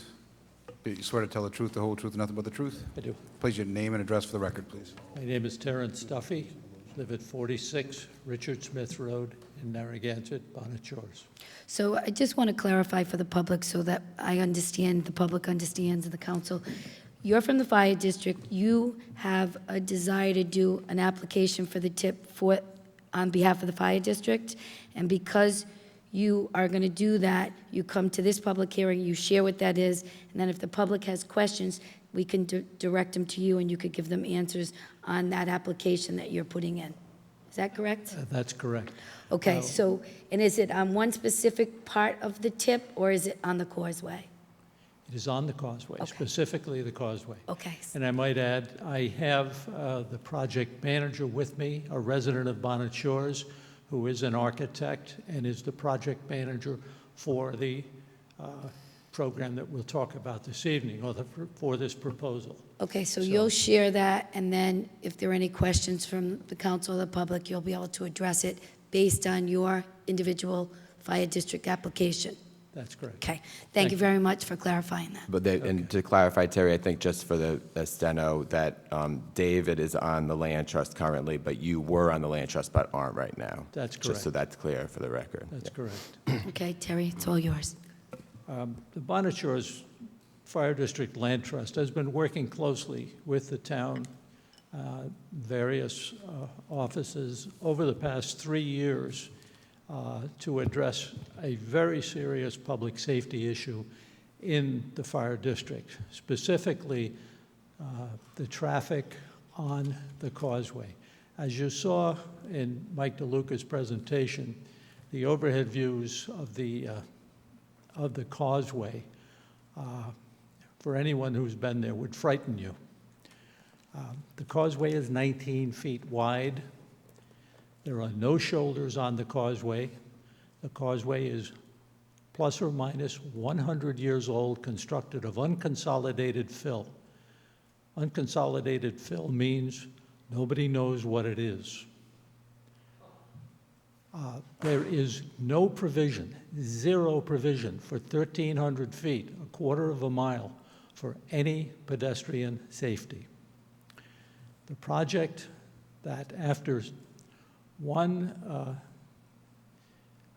rejection at an earlier RIDOT TIP program proposal, which would have completely rebuilt the causeway at a cost of plus or minus $14 million. It was rejected out of hand as just not cost effective and fiscally just unfeasible. About a year ago, after exploring many options and any remedy, David Stenmark came forward with a program, and our proposal, which will go to the Department of Transportation for a TIP grant in this coming class, would propose that we build on Fire District Land Trust property a parallel 1,300-foot pedestrian bicycle pathway. 800 feet of it would be elevated over the small pond that is owned by the Fire District Council's Land Trust. That project will be partly funded by a proposal to RIDOT, and the reason for my appearing tonight, to digress just a moment, but key for tonight is the Department of Transportation's RIDOT program allows for quasi-municipalities, nonprofit organizations, or in fact individuals with some compelling need to apply for a grant. It does require that, and I'll read from the RIDOT, requires the signature of the town's chief executive attesting that the town has been notified of the intent to file for the project and to execute the project on acceptance. So essential for us tonight is to notify the town that we are going to proceed with this. We will distribute copies of our application to you. David will answer any technical questions you may have, anything on the nature of costing. He has 40 years' experience with the Bank of America as a project manager. He is an architect, eminently qualified to be managing this project in-house. Back to my final statement. This project is really driven by interest, the cause of public safety. We have an extremely dangerous situation, extremely dangerous situation. It's a 19-foot road, two-way traffic can barely be accommodated, and we have pedestrians going to and from 12 months of the year. It is particularly almost painful to watch in summer months. There are 920 households in Bonnet Shores. The population doubles, as it does in most of the town, during this time of the year. There are 5,000 to 7,000 residents of Bonnet Shores in the summer months, half of them using this causeway daily. Recreational purposes, to access the beach, bicycling, jogging, you name it, they're out there playing dodgem with vehicles. It's a very, very dangerous situation. It is a practical solution. It is the only solution. We intend to build this walkway approximately 10 feet in from the roadway. It will be buffered with railings so that there'll be no possibility of any vehicular collision with a causeway, with our walkway, which is 10 feet off the walkway. It is feasible. This project can be done. We have a preliminary determination request in, and we have received a response. We've had several meetings with CRMC. They are very supportive of this project. There are some hurdles to overcome because it is wetlands, but we've got a ways to go. But our application to the Department of Transportation for a TIP funding of this, partial funding, we are committed to doing this. We're committed to this to the tune of having retained a professional fundraiser. Every one of you are familiar with him. He's done work, stellar work in this community, raising funds for projects, for public projects here. A football field as an example. And in our proposal, we talk about matching funds from the community, from Bonnet Shores, that will be accomplished through fundraising. We are extremely confident that the amount of money that we're seeking within the community, which is between $300,000 and $400,000, is achievable, and that we will match the RIDOT funds if and when they are granted to us. If you have any questions, yes. I was just I going have to a say question. thank you, if there were any questions. So I just want to be clear. So the project you're describing, the walkway, is separate from what is on our packet, right? So you're hoping to, in conjunction with repaving the road, build this walkway. If the road doesn't get granted in our new request for TIP money, if it doesn't get repaved, you still want to build the walkway, correct?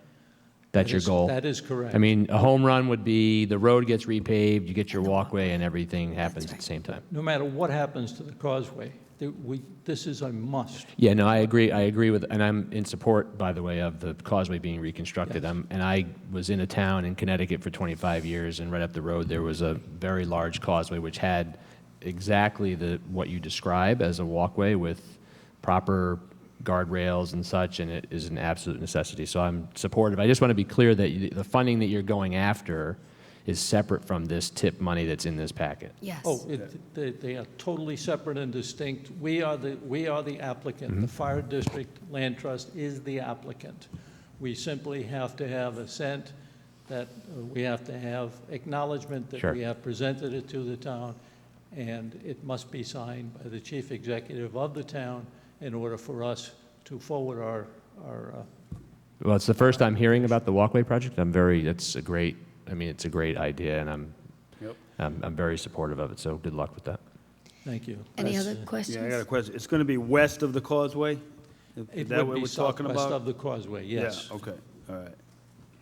Yeah, I could support this. I mean, that road has been a hazard for years, and something needs to be done down there, and the bureaucracy of the federal and state government, it's just a crime that we just can't go in there and redo it, and I'm afraid we're going to spend all this state money, and a few years later, we're going to be right back at the same conversation because of because it's going to get flooded again.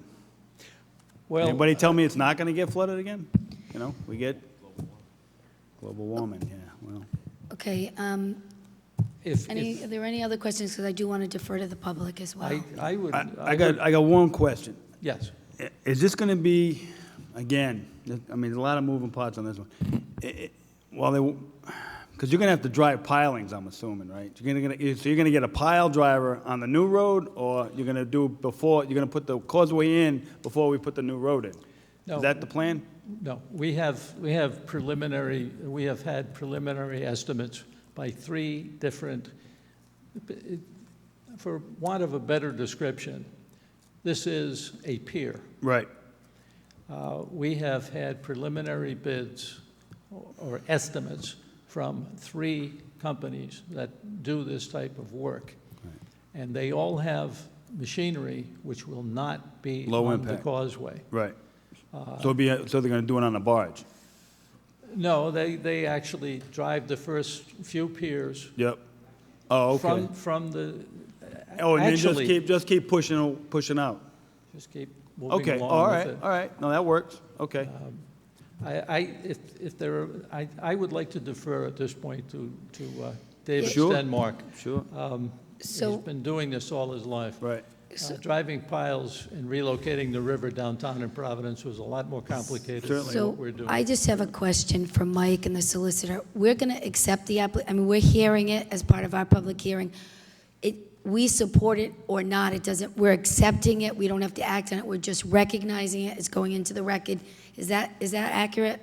That's Because accurate. Yeah, so I just want to get that out there. You did a great job explaining that. Sounds like there's great support, but I want to hear the public, and at the end, we're accepting it for the file, correct? That's correct. Okay. Yeah, I concur. Okay. There is no need for the council to approve this, no need to reject it, no need to prioritize it.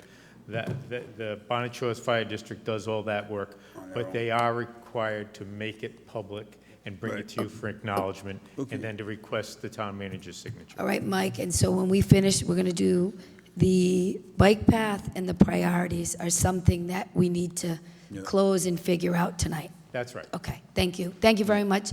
I'm going to hear from the public on the projects. Well, this gentleman was going to explain how they're going to cross that walkway, right? You were just giving us a So- quick synopsis of how we're going to... Well, I was going to open it to the public first for a little bit, because we just clarified that we're going to accept it. It sounds like a good project. to you for, Yeah. copies of the... Okay, because I want to make sure we hear from the public. Thank you. If you have any questions, Thank you very much. Nice job. Thank you. Sounds like people are excited about the walkway, and we know that it's a separate project. Anybody from the public wishing to speak at the public hearing? I couldn't help myself. Stanley?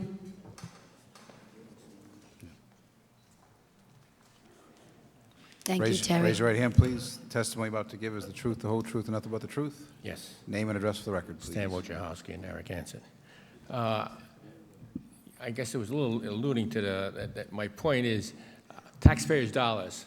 If a project runs over, or additions, change orders, if there's any hiccups on these projects, are we liable for that? Our taxpayers going to have to pay for a hiccup that may happen on any one of these projects.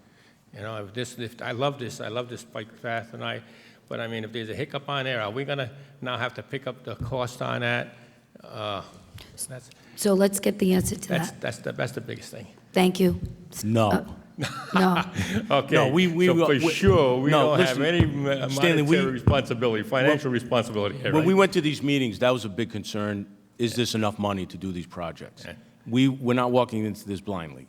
We will be certain it's enough money before we That's what I just agree. said. I just want Yes. to confirm that for the record. We're not on the hook for anything here, Yeah. even though there's a lot of nice ideas. I like to see them. The answer is we were never told we'd be on the hook, and we would not agree to be on the Because hook. I visualize change orders. You know, change orders are like forever, all the time. Okay, we'll take the manager's answer. I like That's that. right, we got 'em. Thank you. Thank you, Brad. Thank you. Anybody else wishing to speak?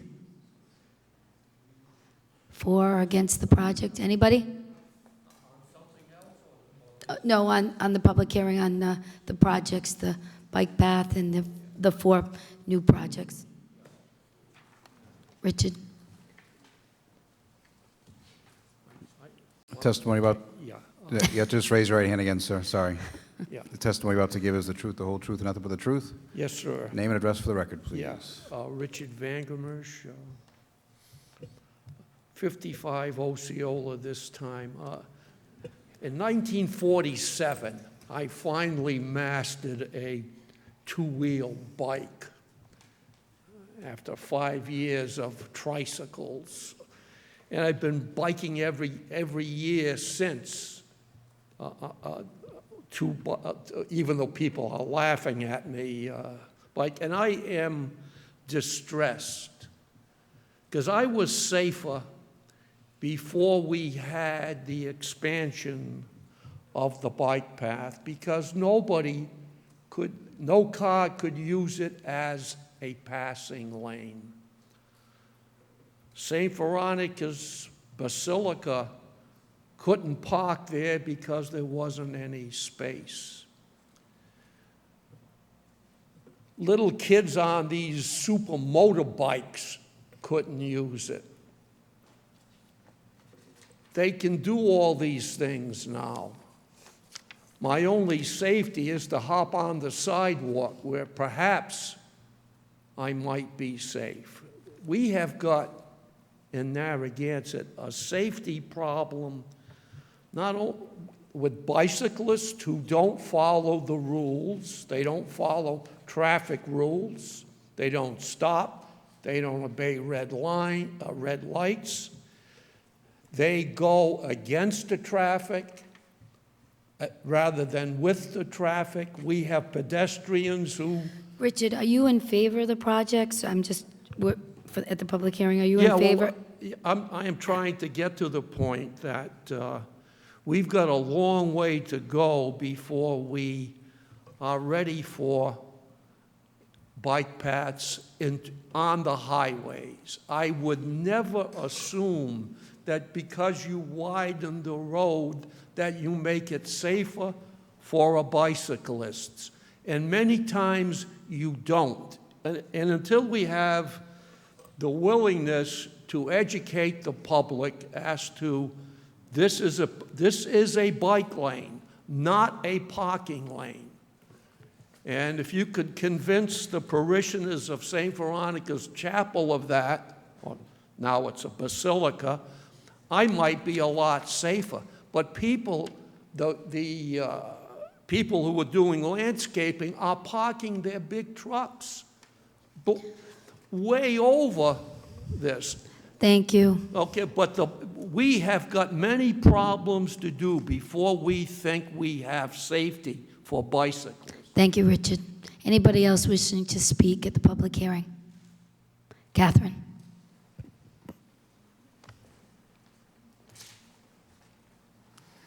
I just have a question.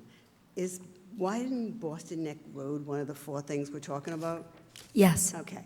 Now, before you would start that project, you would have a public hearing, because a lot of people live on Boston Neck Road, and widening it. Ms. Celebrate, I'm sorry. I thought you were asking a question. Can you raise your right hand, All right, please? sorry. Your testimony about to give is the truth, the whole truth, and nothing but the truth? Yes. Name and address the record, please. For Catherine Celebrato, 48 Earls Court. So I just want to know, would there be a public hearing before you embarked on this widening of Boston Neck Road, so the people who live on Boston Neck Road could come forward and, ask about it, talk about it? So these 4 new projects are part of the TIP, and Mike, correct me if I'm wrong, so they're we have to prioritize what we think is important, and it comes from a recommendation from the staff as well, but we're not having a public hearing for each one of these because this application is due, right?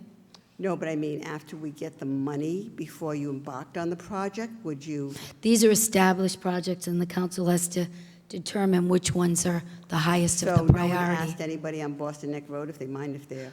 Well, this is a 10-year, maybe you can elaborate on that. But It's a no, 10 Catherine's right, this is new. I mean, these last 2 are new, the number 6 and 7. They weren't in the TIP last year.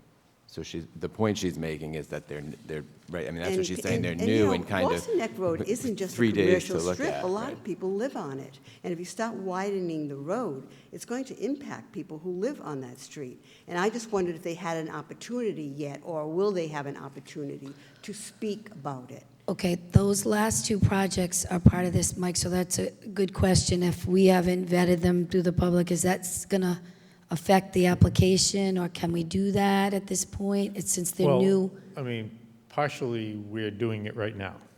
We're introducing the thought.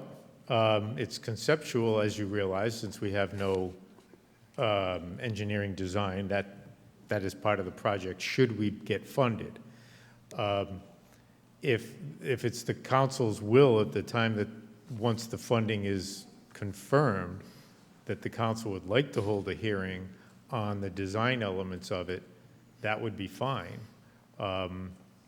But typically, we don't really control the state highways. That is Route 1A, as you know. Okay, fair enough. So this is a request born out of a concern for safety, born out of a concern for enhancing the flow of traffic by getting the left-hand turn vehicles out of the mainstream, and in so doing, eliminating the need, and I'm sure Dr. Vangermish has experienced the same thing I have, the perception of need for vehicles to pull into the shoulder lane to go around a left-hand turning car. When you're riding a bicycle, that can be very unnerving. So with the left-hand turn lane in place, you wouldn't have cars pulling to the right. In order to do it, we may need to widen the road. I know that there's sufficient, when I say we, I should say the state may need to widen the road. There is sufficient right-of-way to do it. There wouldn't be any land taking at all. The state owns enough land to do this. Okay, thank you. Any other questions from the public? Karen?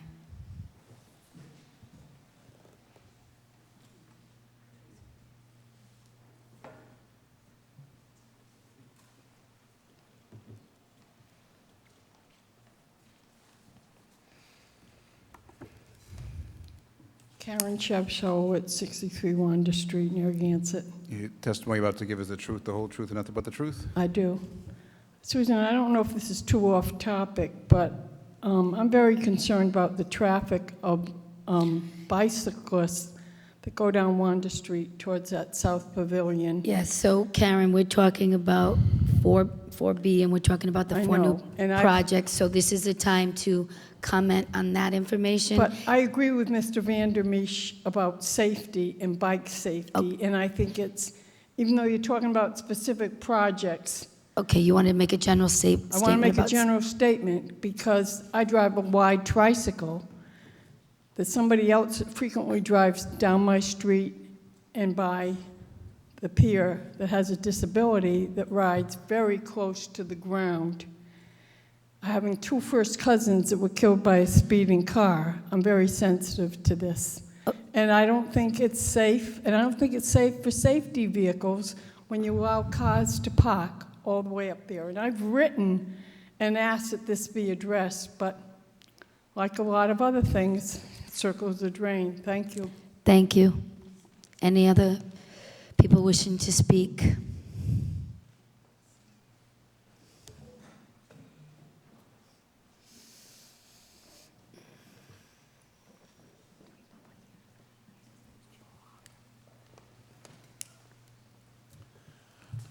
My name is Bob Vatava. I'm the chairperson of the Friends of the South County Bike Path. Do I Great. need to raise my hand? Please. The testimony you're about to give is the truth, the whole truth, and nothing but the truth? I'll give it a try. Thank All you. right. We take this opportunity to thank the town council, the numerous town managers over the year, as well as a very dedicated community in bringing 4A and 4B into Narragansett.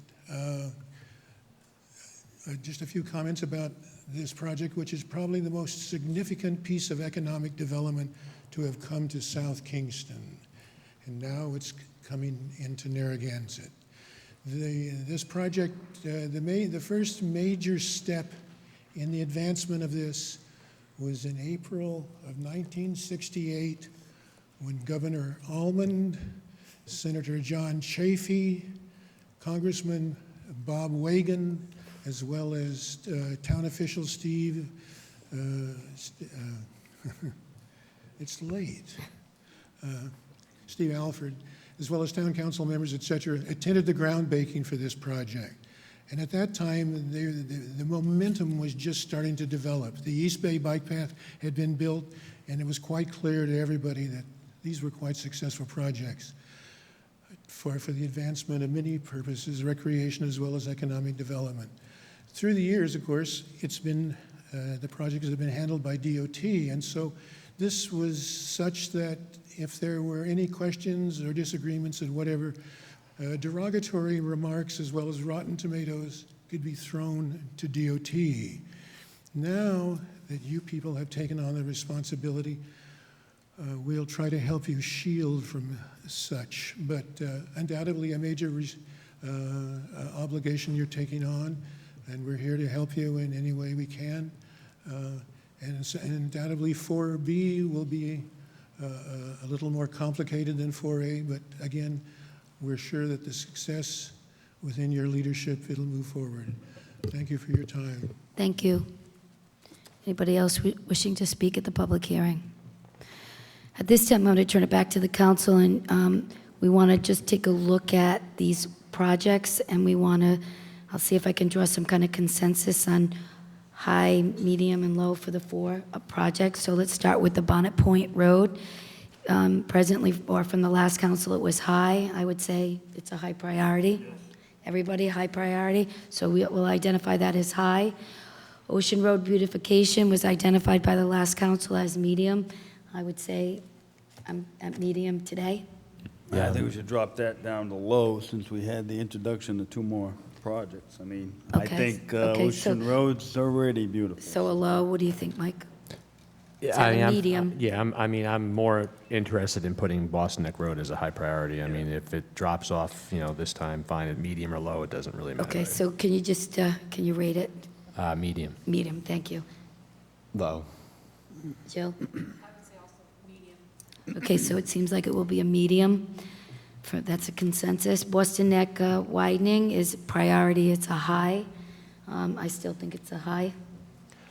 Well, these are the 2 new Two new ones. ones, yep. So just about the 4, so we have the causeway on there, and to Patrick's point, permeable. That's the reason that's going to be a permeable surface, is to help with the flooding. It's a flooding issue, so that's why it's high priority.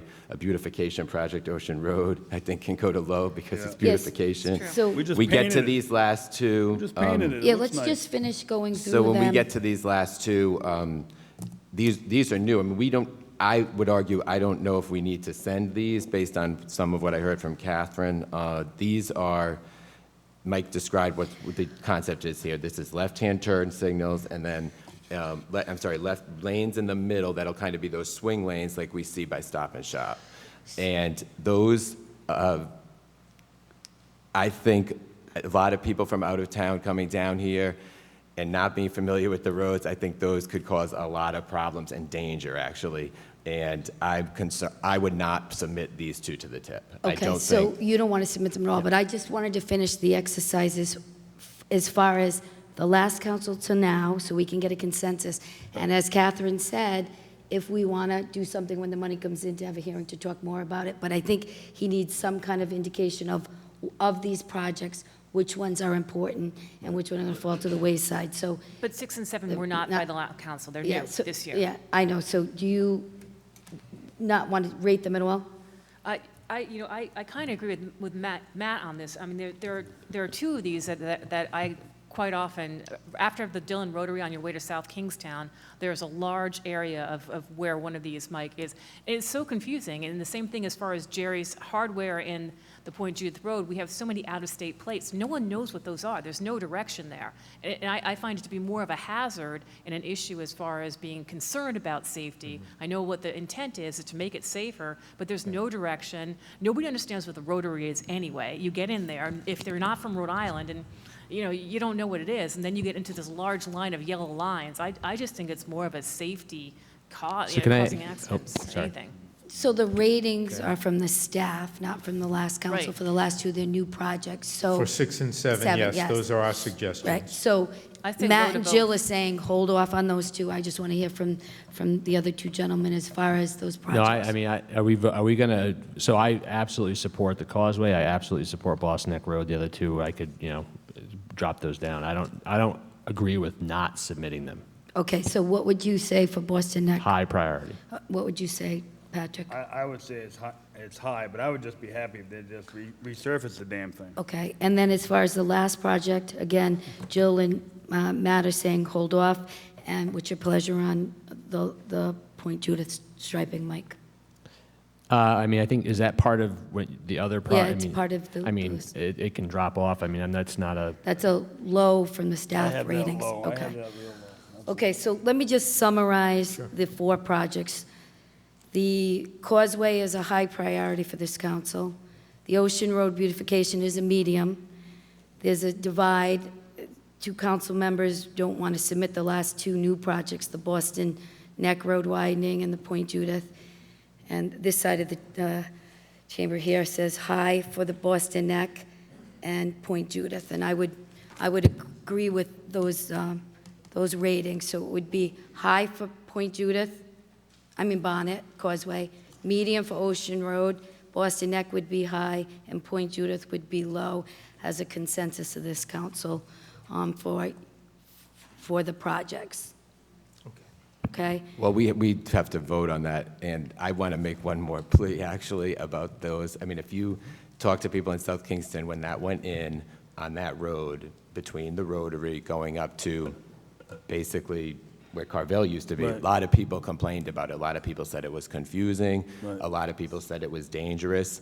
You might remember 2 years ago, I was in a head-on collision on that road, okay, because it is confusing and there's nowhere to go. That middle swing lane, if we introduce that into Boston Neck Road, I think it's very unwise, and I think even at Point Judith Road as well. So, and the less you send on the tip, the more likely you're going to get the bike path and the causeway, because you're not putting in a big-ticket $250,000 item. So that would be, knowing that the person I got in the car accident with was from the northern part of the state. They weren't familiar, but you have all the Connecticut, New Jersey, New York people here, and they're going to be in a rush. They're going to be going into that middle lane.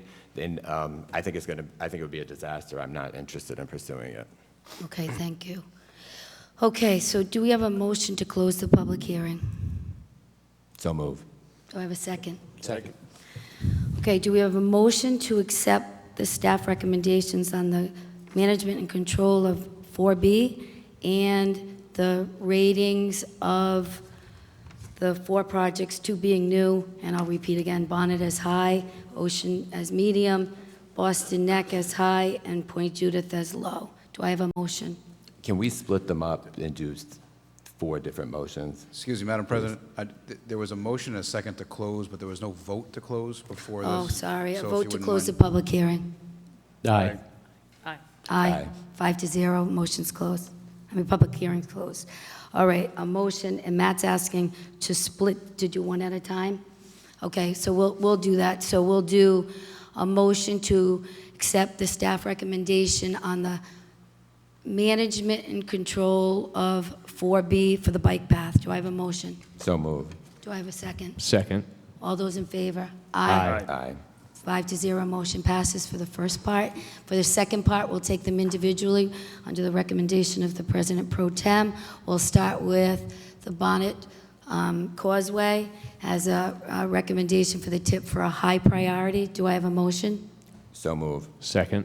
All those in favor? Aye. 5-0, motion passes.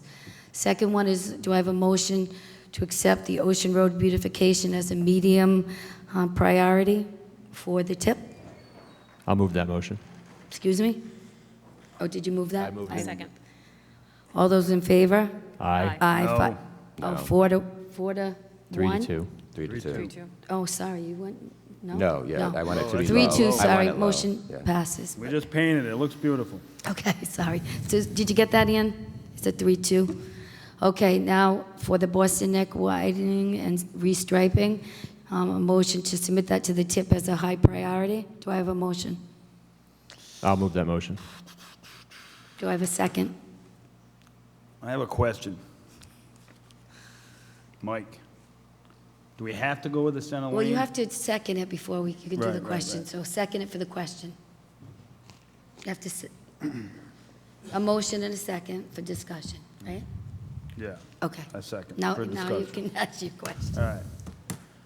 Do you have to go with the center lane? Can they just widen it and add, a That bike would be- lane or something? That would be the council's prerogative. All right, so if Of we course, approve that's this the way tonight- the staff suggested it in order to Yeah. create safety for left-hand turning. So if we go with this tonight, we're not coming up with a design that does this particular plan, it's just moving That's forward. That's the proposal as the staff has submitted it. If you Right. wanted to change it, you could. Okay, all right, that's the question. All right, thanks. Okay, so we have a motion and a second. Any more discussion? All those in favor of submitting that to the tip as a high signify by saying aye. Aye. All those not in favor? No. 3-2, motion passes. Point Judith Road restriping. Do I have a motion? I'll move that motion. This is for a low priority. Do I have a second? Second. Any discussion? All those in favor? All right, Aye. Aye. All those opposed? No. Nay. 3-2, motion passes. So, Mr. DeLuca, you got the vote for the bike path 4B and the recommendations for the tip. Is there anything else we need to do for the fire district other than submit it? No? So, Just acknowledge that that they came in and presented to you, and that you're aware of it. and thank you for doing that, Terry, because it seems like it's going to be a great project, so we wish you the best in the fire district for that. Okay, and then I need a motion to open the public hearing on the comprehensive plan. Do I have a motion? So move. Second. All those in favor of opening the public hearing? Aye. Aye. 5-0 motion. 5-0 motion passes. Just want to reiterate, Mike, on the comprehensive plan, in the work that you sent and the work that's been done, working with the state, and my observation in reading that, there is not anything in there that is changing the heart and soul of the comprehensive work that we've done. The plan, the direction, it's really kind of benign, just kind of textual kind of stuff, but nothing that the state has said, Narragansett's going this way and we want them to go this way. Is that sort of the gist of all that? Because I know there's been a lot of work on that comprehensive plan. Yes, there has been a lot of work. And I think you've summarized it perfectly, Council President. To get only comments back from 8 out of 33 agencies, and to have the majority of those comments be essentially typographical corrections and a little bit of contextual expansion of thoughts that we had already drafted into the plan, shows that the state of Rhode Island really embraced our plan wholeheartedly. I don't think that there's anything in the suggested changes that alters, even in a minor way, the vision or the objectives or the policies of the plan. Okay, thank you. Any questions about the comprehensive plan and that was I'll submitted? be happy to answer anything that you got. Nothing earth-shattering to change the plan, right? Absolutely nothing. Okay. Anybody have any questions on? No, I spoke with Terry Fleming today. He's good with it, so. yeah. I spoke with them as well. It seemed, everybody's good? Okay, so we'll go to the public on the comprehensive plan. Anybody wishing to speak on the comprehensive plan? Seeing nobody, do I have a motion to close the public hearing? Second. I'll move that motion. Second. All those in favor? Aye. 5-0, motion passes to close the public hearing. And do I have a motion to accept, hold on, Comprehensive plan. hold on. The staff recommendations for the comprehensive plan. Do I have a motion for that? I'll move that motion. Second. All those in favor? Aye. Aye. Aye. 5-0, motion passes. We're moving on to new business. Thank you. Number 9, a motion to adopt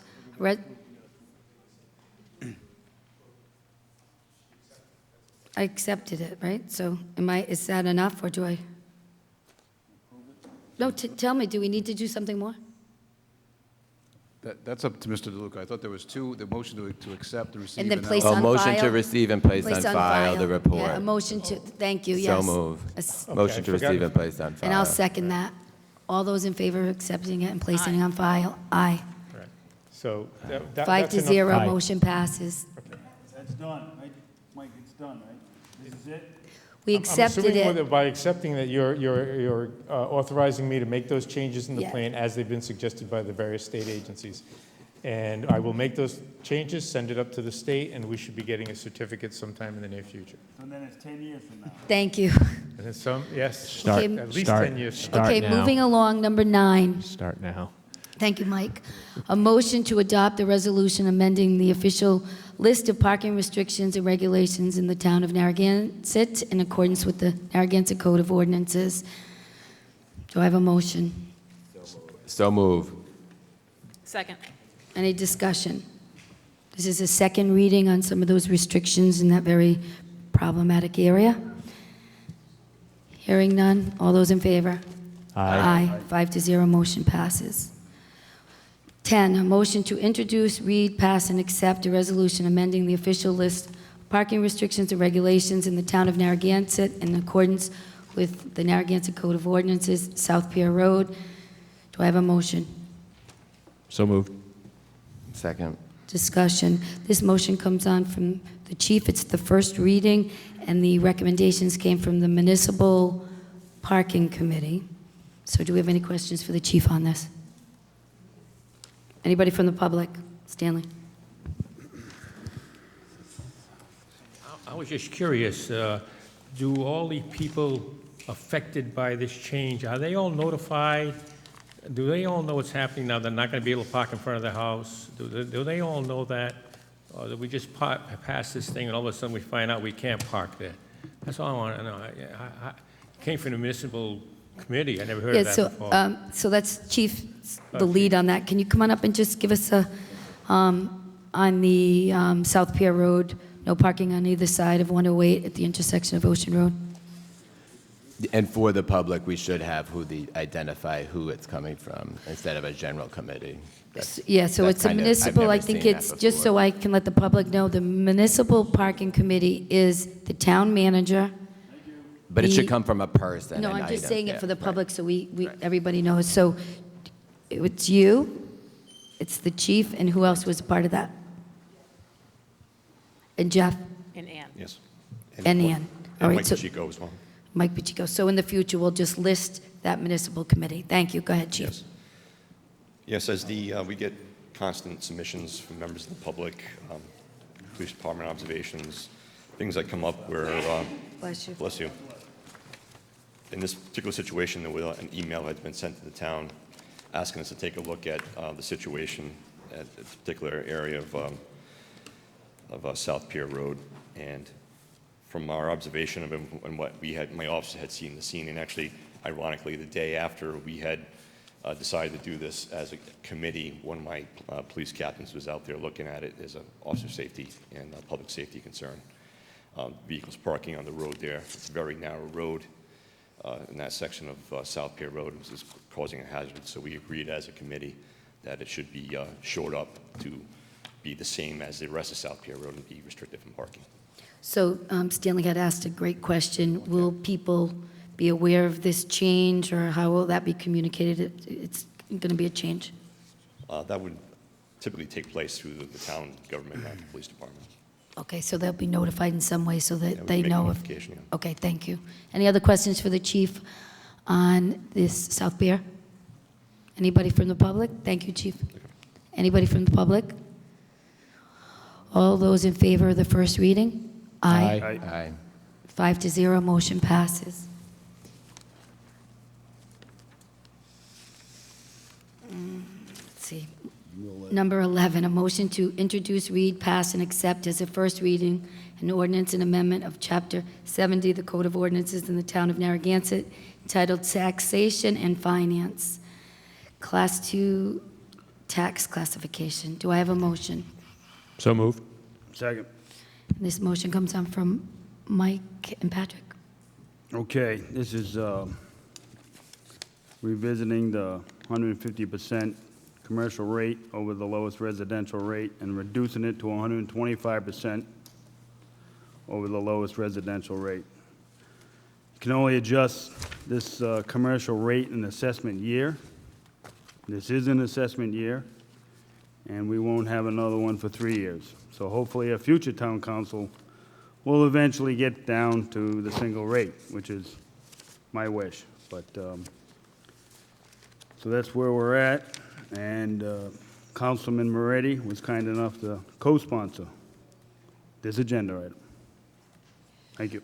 So just a comment, so I think it was February 27th, Matt had put a motion on to amend a prior ordinance, and in that motion, it said it could go up to 150, and this is only up to 125, so we're within our authorization because we already had set up to 150, correct? Well, so we had this split rate before of 150 and 100, and then we repealed that in February. So then we were back to the 150 and 100. The ordinance says up to 150, so the ordinance gives us the discretion. Right. we can, at any time, and probably the best time to do that is in April during the budget season, say, Laura, show us what 140 looks like, show us what 130, just like what 130 would look like, what 120 would look like. Because as we did with the homestead, we asked for those numbers. We got the homestead exemption, and then we asked for what would a 0% homestead look like, what would a 5% homestead look like, 10%. So I just think that this item, we've kind of, it's ironic a year later that we're back to this issue. This was talked about extensively. We voted to do the repeal. If we wanted to provide some of that relief, we would have provided that relief in April, I think, because the ordinance has the flexibility. I wouldn't want to take away the flexibility of the ordinance, because essentially you want to make those decisions when you're in a budgetary situation. So, and that you also get to see where the money's coming from. So if we do the 125, we are going to basically be, essentially, we're saying we're willing to raise taxes on the residents. It's the same argument that we had last summer and through the campaign. So, and if I'm going to go for something, if I'm going to go to 140 or go to 130 on the commercial, we have to make cuts in the budget elsewhere to make that happen. Any other comments, Mike? Joe? Anybody? Yeah, I mean, this has been so I understand Matt's comments. I understand the original or prior council's efforts. My promise and my view has always been step one was to untangle what had happened with the prior council, and then step two for me personally was to give small businesses relief. So I'm completely fine with this. Yeah, and I think because we had the discretion, I think that I feel okay with that. I mean, we've already passed the discretion to say up to 150. But we also already we brought it back, and I guess I haven't changed my position since we went ahead and we repealed what we did. I think at this point, a couple points that Matt made sense. We don't really know what we're talking about right now. We do know that if we lose money, we're losing 25% of the tax base, right? We're going to have to make it up from someplace. So where is that going to be? Rather than just make a decision without having the numbers in front of us, I think it just is a wise decision for us to step back, to take a look at it, have a meeting with Laura, have a meeting with other people in town. We've all received emails from individuals that are very much proponents of a different type of a tax rate, a 3-tier or a 2-tier. But I think that we need to take a look at that before we just go ahead and make a decision without numbers. I mean, that's just not a way to run a business, and really that's what we're being asked to do as town council members. I see no harm in stepping back, taking a look at numbers, having Laura run numbers, having us look at this. I, too, want to be able to give commercial relief to the businesses in town, but I also don't want to put that burden back on the taxpayers. So I think that we need to figure out a way that's going to be a win-win to give the commercial a break, but also to find another source for that money to come in. I think that can be done through a workshop that's been asked for by many town residents. What's the harm of doing that? Laura, I don't mean to put you on the spot, but can you come on up? Well, as far as the numbers, it's approximately 800,000. Yeah, but Patrick, that's getting back into Okay. to the question that we had about the gentleman that wants to have tables outside, a handful. I mean, what does a handful mean? I want to know what that handful means. I want to know what the approximate, and It's Laura has all the answers. 800,000 in a $60 million budget. Okay, It's a teardrop for the commercial property owners. I know you in a don't bathtub. make the policy, but can you talk a little bit about what this means, because we authorized it on that motion on the 27th of February. I just want to hear from you. What do you think as far as where we stand with this motion? Basically, right now, the ordinance reads up to 150%. If you change the ordinance to 125, that means you have lowered your cap to that 125, and you'd have to, again, come back and reintroduce to go back up to 150. So right now, you have the ability to change that rate to 125% without changing the ordinance. That's Yeah, so we don't really have to change the ordinance at all, because that's... It's changing the percentage. Laura, just a quick question. When we did go to the homestead, didn't the commercial property owners, didn't their taxes go up a little bit higher because they're at the Everybody's lowest? did. I know, but they're at the lowest rate. I mean, their 150% is based on the lowest residential rate, right? whatever the residential rate Right, is. but it wasn't the homestead rate, it was the 1060, correct? Because the homestead didn't count because it was the 1060 rate. So The homestead is an exemption. Right. And once you get down, then Right. you So have your tax rate. Right, but we and went to then whatever 1008 to that 1060, so that the lowest residential rate was the 1060. So it's 150% over that. So Well, there, 1050, right, Right. 1056 Correct, is the correct. residential rate. Right. So right now, the commercial rate is $15.84. correct. And what was it last year? It was like 1503 or something like that? 15, We had the homestead, I so, forget, but yeah, I yeah. actually have done the numbers since I was sitting over here. okay, oh, good, okay, thank you. That's helpful. Thank you very much. It's about $1 million, 900 to $1 million. Yep. The residential tax rate would go to $10.77. Right, so it's And the 17 cents. and the commercial rate would become $13.46, where it's now $15.84. So the residential rate would go up about 20 cents, and the commercial rate would come down about $2.38 per thousand. Residential, 20 cents, and the commercial? Higher, and commercial down Per thousand, $2.38. 20 cents per thousand, Per thousand, All right, approximately. approximately. Yep, yeah, it's tough to judge that, so. Thank you, Laura. Any questions for Laura? No, Laura's kind of clarified. We've got the discretion to do it, and, I mean, I can kind of cut to the chase. We could look at, I've said publicly I would go down to 140 because of the homestead coming down 10. When we come to budget, we look at those numbers, have Laura tell us what 140 looks like, but you don't want to tie the hands of future town councils forever. A future town council can go to 100. They can do the flat rate without changing the ordinance. You don't need to change the ordinance. It ties the hands. Richard? Right, so just to Oh. be clear, this is not, we're just changing the rate, we're not changing the ordinance. Right, it's Right. just, the number's different, but the ordinance? You're changing the ordinance. Right, so the next town council or this town council could in effect change the ordinance again up to 150, correct? But why would we do that when we just repealed it?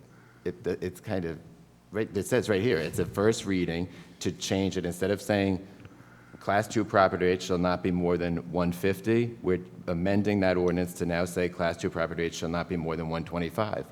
So So when- we're tying the hands, our own hands, really. And I think what everybody here is saying is we want to give commercial relief, right? We do? Yeah, so- let's figure out a way to do it without adding on the burden to the taxpayers. Well, yeah, so I understand all those comments. My bottom line belief, and this is exactly what I said during the campaign, was I wanted to unravel what was done and give the small businesses in town relief, which is what this does. And the bottom line is it's $1 million. So I'm okay with it. So that's why I co-sponsored the bill with Patrick, so. And I agree with you, Mike. There has to be a way that we can go ahead and give small businesses an exemption. This isn't it. This is giving everybody. So it's very, very different. But I agree with you. I think we should take a look at that with Laura and find a way to be able to give small businesses an exemption. It's exactly what we should do. Let's hear from the public a bit. Richard?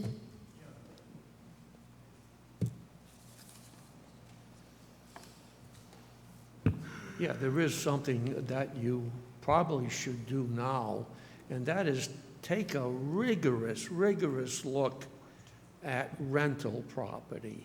If someone has a rental property, and again, perhaps the definition would be anyone who files a Schedule E,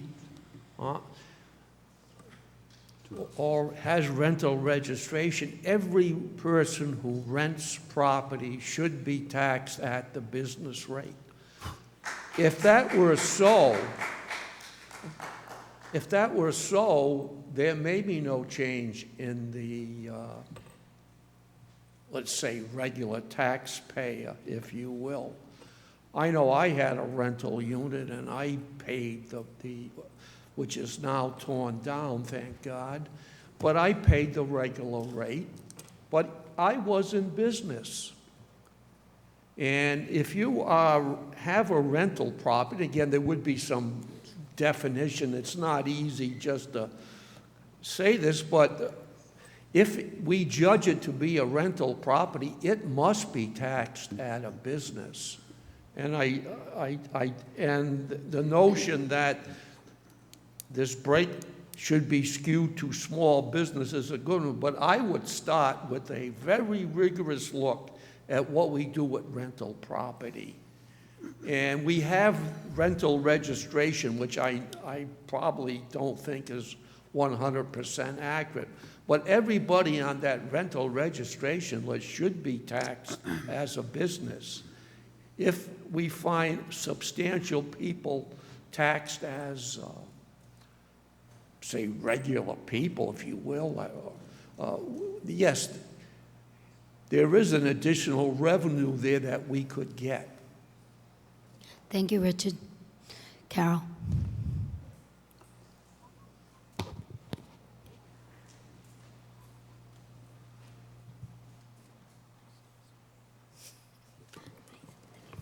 Carol Stewart. Richard is exactly right. To bring this up at this time doesn't seem appropriate for those people who ran on certain causes, so to speak. At the time when this was taking place with a lot of rancor and chaos in the general audience and amongst the town council members, I said what Mike Moretti essentially said, which was at some point the small businesses may need relief. But I certainly didn't think you were going to talk about it like 3 or 4 months later. I thought the discussion last time was at budget time, you see where can the money come from and how can it be done. But the other emphasis is exactly what Richard said, is the rental properties are now registered up at the Department of Business Regulation. Well, then, excuse me a minute, but I believe they're called businesses. The IRS calls them businesses because they can take depreciation, they can get mileage every time they go and visit their house to see if the lawn is mowed, if they ever did that. But in other words, and the more and more investors who are buying up our properties and our land are making money. They come here and buy up our properties to make money. It's a business. As a matter of fact, recent documentation in the Providence Journal said Westerly, South Kingstown, and Narragansett had the highest rate of sales for second homes. Well, those second homes are not for them just to come down and play at the beach, maybe for part of the year. They're to make money because they rent it out. Many of them rent it out all the time, not just September to May. So if you're going to do something, why don't you evaluate, have workshops, and figure out how the rates should work out? I see relief for small business being important, but I also see the unfairness of what are businesses in our town right now getting a break, whereas our true small businesses may not be getting the break that you feel they should have. Thank you. Thank you. I mean, I think the council's in agreement. We want to help, the small businesses. I mean, it's 20 cents? 20 cents? It's $20 20 for every 100,000. So if you have a $400,000 house, it's going to cost you $80 a year. Yeah, so it's not, we're talking about a minimal. So It's $1 million in the budget, and most of us up $60 here... million budget. Yep. Most of us up here committed at one of the forums, I don't remember which one, that we would have a workshop or a public hearing on all tax issues, and we're going to have a lot of people probably come up and speak tonight. If we just say that's what we're going to do, that's the sensible first step. Put all of it out on the table, including a targeted thing for small businesses instead of giving relief that's going to be skewed heavily toward the big three, which we talked about, Point Judith Country Club and the Dunes Club, getting the part of the rate. I just think that's really what should come first. This should not be voted on right now because we're essentially tying our hands to, we're not going to be able to go above the 125. And we all committed to that. And listen. The majority of us committed to that. So let me just, so I'm a co-sponsor of this, so I'm going to just say a couple things. One is, the election was in November. We went through an entire budget cycle. Nobody brought this up. Nobody put any legislation on the agenda, no blue sheets, no discussion at all. So that's the first thing. Second thing is, I agree that everybody has an opinion about how they should be taxed and how their neighbors should be taxed and how the businesses should be taxed. Everybody wants to tax somebody else more than what they're paying. I get that too. That's an age-old issue that we'll never solve.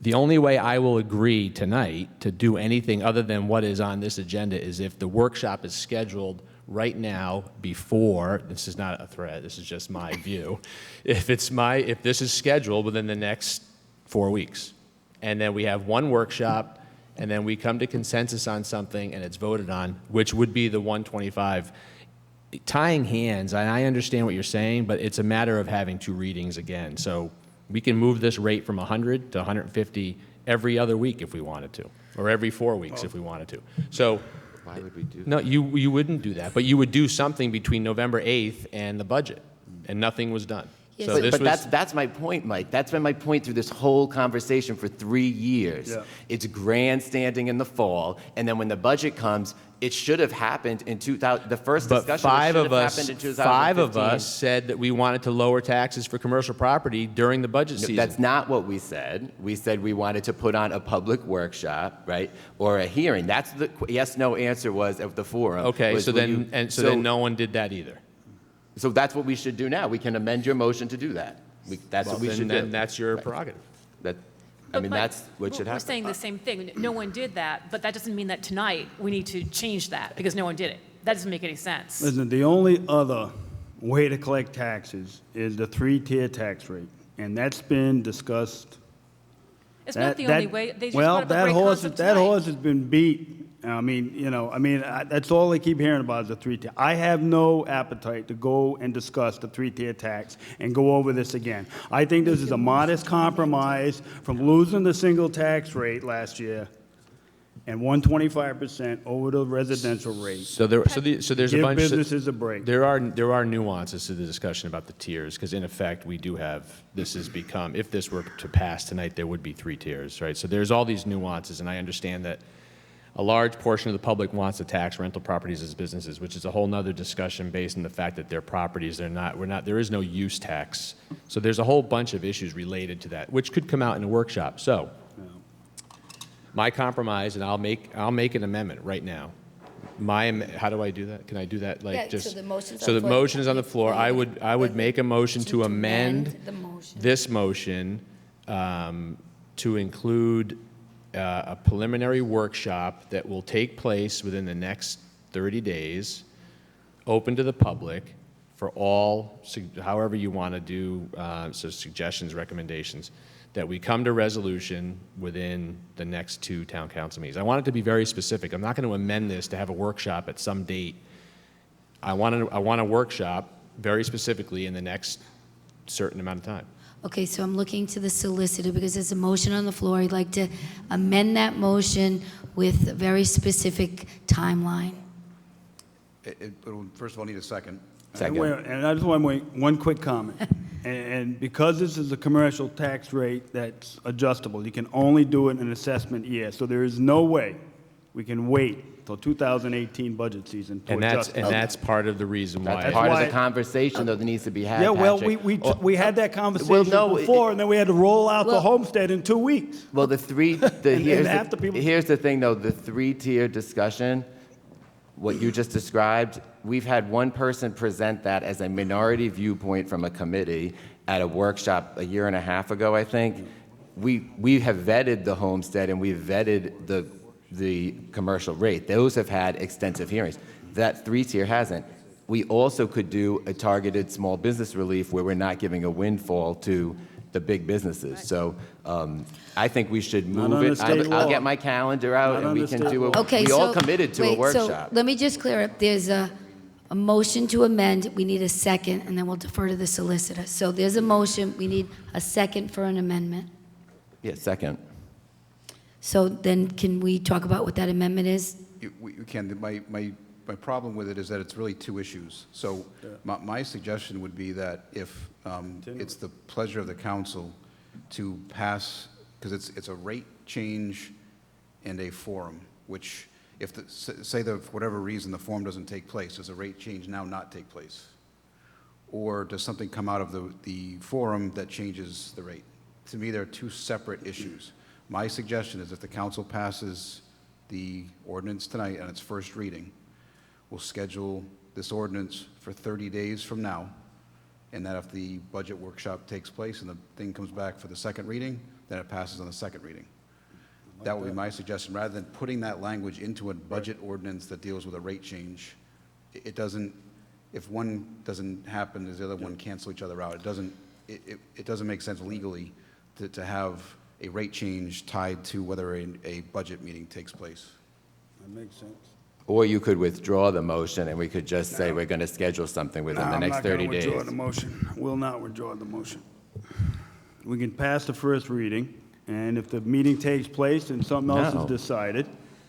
The motion should not, then your vote, then your workshop has got the whole thing over it is the Well, can we 125 continue rate.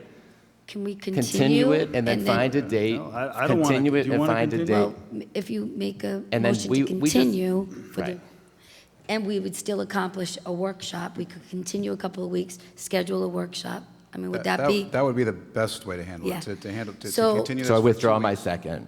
Okay. To do the, what I would suggest is that if you're going to continue it for 2 weeks, and then in the next 2 weeks, if a budget meeting is not scheduled, then someone can press the motion to say a budget meeting has not been scheduled. Okay. All right, so the next, I withdrew the second, so you probably should withdraw the amendment. I'll withdraw that amendment.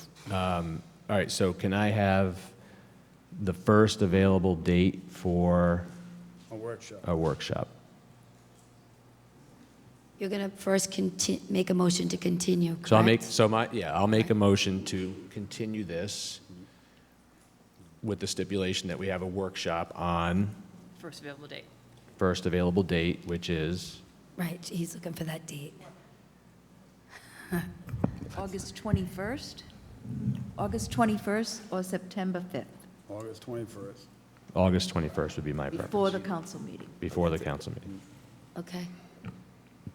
Okay, that's your motion. Yeah, so To do I have to repeat continue? that? So my motion is to continue this item until August 21st, where we will have a public workshop.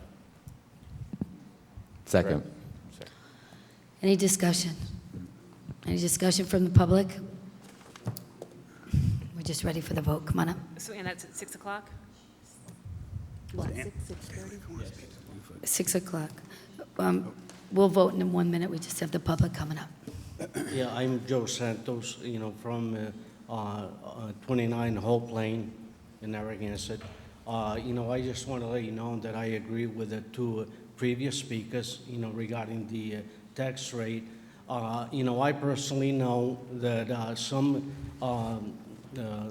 landlords in my neighborhood own 4 or more, homes, and they rent them all year long. And, basically, they're running a business, and they should be taxed as a business. They use most of our resources. In the summer, it's just absolutely unbelievable. They have 20, 30 people in each one of those houses. They use, they use the roads, they, playgrounds, everything else, and, they basically, paying the same taxes as we are. And in the winter, they have the, who knows how many students they have, in their houses. And again, they're using the roads, they're using, all our resources. And basically, they're paying the same thing, as far as tax rates as we are. And I think it's about time that we start looking at that. It's not that I'm against people that rent homes and whatever, because those, everyone is entitled to have business. But you know what? They should pay their fair share, And basically, that's all I have to say. Thank you. Yeah. Lynn? Remember, there's a motion and a second right now. Just want to keep it all straight. I just don't... Name and address. Lynn Notar Antonio, 51 Narragansett Ave. I am totally against this. I'm looking at prospective seniors and people in our community who are on fixed incomes. And Patrick, maybe they can't afford that extra $20 per 100,000 when our houses are already accelerated enough. And how about all the people who are registered as Airbnb? Those are businesses. They should be taxed at a business rate. They're listed with the state. They have to pay state taxes on that income that they're making. So why aren't they paying commercial tax here in our town? Maybe that's where we can make up some of the difference if we were to lower that commercial rate. But I think if we're gonna lower the commercial rate, we need to look at different rental properties as well. Because I'm not saying all properties are making a huge profit, but there's a good number of properties in our community that are making tens of thousands of dollars and taxed at a same rate as a residential year-round resident. Thank you. Thank you, Lynn. Stanley.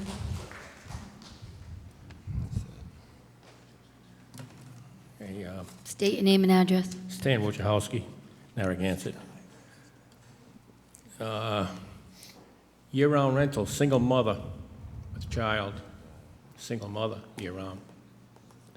72-year-old retired, used to fix boats, retiree, fixed income. 45-year-old disabled. And I could go through a list of another 20 people if you want, but the last one I'd like to bring up is a veteran, Agent Orange. I had him for over 17 years, and I didn't raise his rent because I had some compassion here. You are going to raise the taxes on these type of people so that you can maintain some low level of taxation on the $1 million homes somewhere, or even the $200,000, $300,000 homes. I am dealing with people who can't even afford a $100,000 home, and I'm giving them a domicile here in Narragansett. They're renting. Yes, they're renting. They're year-round renters, and they're good people. And I'm having a hard time raising their rent at all. Mary, the landlord, continually says we must raise the rent at least $5 a month.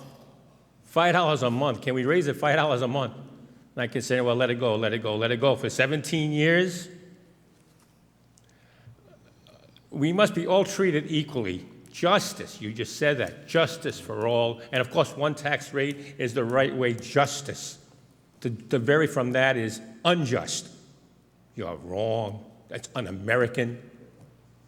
Why should we carve out for certain friends and people who own maybe, like I say, $1 million house? We carve out for them? 20 cents, we're arguing over 20 cents. And I see a veteran who's about to die pretty soon, and I'm not going to raise his rent. So I got to absorb that for numerous people, and I have. But the least I can ask for you is to be honest and just. We all face the same taxation. The 125 is some move in that direction. We should all be taxed equally in this country, in this town. Equal taxation for everyone. If there's a difference in appraisal, that's where it's made up. The people who have a higher appraisal will pay more. Appraisal. That's where they pay more. But we must provide, and I am in contact daily with these people who cannot afford to buy a house for 10, 20 years. Thank you, Stanley. At least we can allow them to continue to live in this town and not throw them out. Thank you. Justice for all, equality, Thank you. justice for all. Anybody else Please. wishing to speak? Okay, we have a motion. Oh, Paul?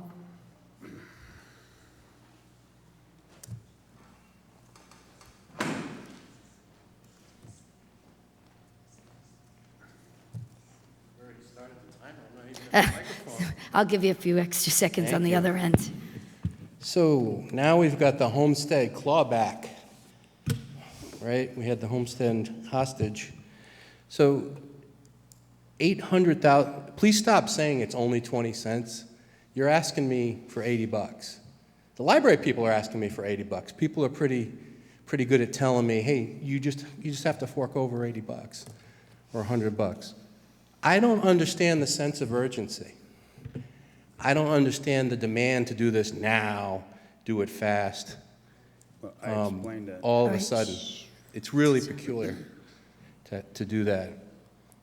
And by the way, justice for all, it is totally just to have different tax rates. Justice means that everybody's treated the same under the law, right? So in other words, you don't tax one business at one rate and you know someone so they get it taxed at a different rate. It's pretty disappointing to see this come up. It really is. And to rush it through. You know, it just doesn't feel right. And there's no business people here tonight. Do you remember we had the halls packed with business people? There's no business people here tonight. So something's going on. You know, I hope there's no backroom dealing going on, trading votes.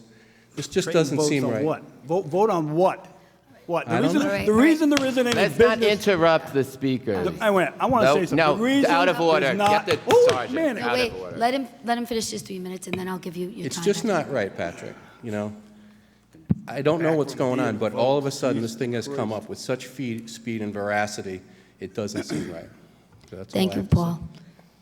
All right. The reason there isn't any business people here, because I didn't have the heart to drag them out of here again to get another disappointing vote and another death by 1,000 cuts. Christ, the weather we had this summer has been rough on several seasonal businesses, family businesses. Tax policy of a single tax rate with a homestead exemption is business friendly and family friendly. Local tax rate, tax cuts. That's what this is about. 125% over the residential rate is giving relief to our seasonal businesses and families, and that's what this is about. And to use a three-tier tax to bully one group of homeowners because of their use, the state's already taxing them. We got the registration form. We restricted them to bedrooms. I mean, you know, next we're going to stick a chip in their head and get some DNA out of them. Okay, thank you, Patrick. All right, we have a motion on the floor to continue. Yeah, so just one 10-second comment, because my name is on this as well. And for number one, Madam President, I resent any implication that there is some strange back room, something. Agreed.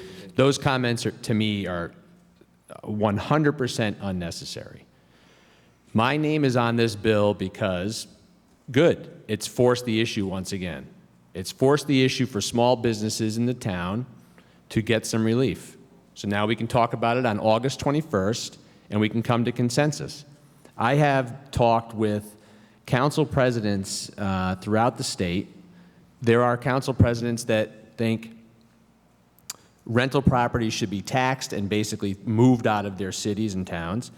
Then there are council presidents that have one rate in their town, and these are all very comparable towns. You will never satisfy everybody, period. So you have a contingent that wants 3 tiers, you want a 4th tier, you want a homestead, you want small businesses, maybe not all of them. That's the workshop on August 21st. I'm glad this was put on tonight. I'm glad it forced the issue. I'm glad there's a workshop, and you're welcome with your comments. I hope the comments are productive, Madam President. I hope the comments pertain to tax policy that are accurate and factual, meaning that if you want to tax a rental property as a business, you do the research to see if you can actually do that, all right? And if you can, great, bring those comments to the forum. Okay. The fact that, one last thing, the fact that Patrick and just about everybody in this council agrees that small businesses should get some relief, and if you talk to the smallest of the small, they did struggle this summer. And that's an inherent risk when you go into business. I'm not looking to bail them out. That's not what my job is. But my job is to keep them in business so that when people come to this town, and we are, don't forget, a tourist resort town. If you've forgotten that, then go run down Ocean Road and check it out in the summer. These businesses make their money in 3 months or maybe 8 weeks. 2 months. So I think we all have noble causes here. I just would suggest, and I'll say it one last time, that if you have comments, make them factual and productive and not subjective and unnecessary. Thank you. So there's a motion to continue with the scheduled workshop on August 21st at 6 o'clock, 6:30, right? 6 or 6:30? 6, okay, at 6 o'clock. So we're going to continue this motion, and then we'll schedule that workshop. We just did that. All in favor of that motion? Aye. No. 4-1, motion passes. So we'll do the workshop, and then we'll revisit that motion. Number 12 is unnecessary to take action on because of the state budget, so we'll move to 13. A motion to introduce, read, pass, and accept as a first reading of an ordinance of the Town of Narragansett, providing that Chapter 1037 of the Code of Ordinances in the Town of Narragansett, Rhode Island, be amended by the enactment of the amendments to the budget for the Town of Narragansett fiscal year beginning the first day of July AD 2017 and ending the 30th day of June AD 2018, regarding the revised payment schedule for motor vehicles for the FY18 motor vehicle tax billing. This comes on from Laura, the Finance Director. Do I have a motion? So move. A second? Second. Discussion. Here comes Laura. Explain this one.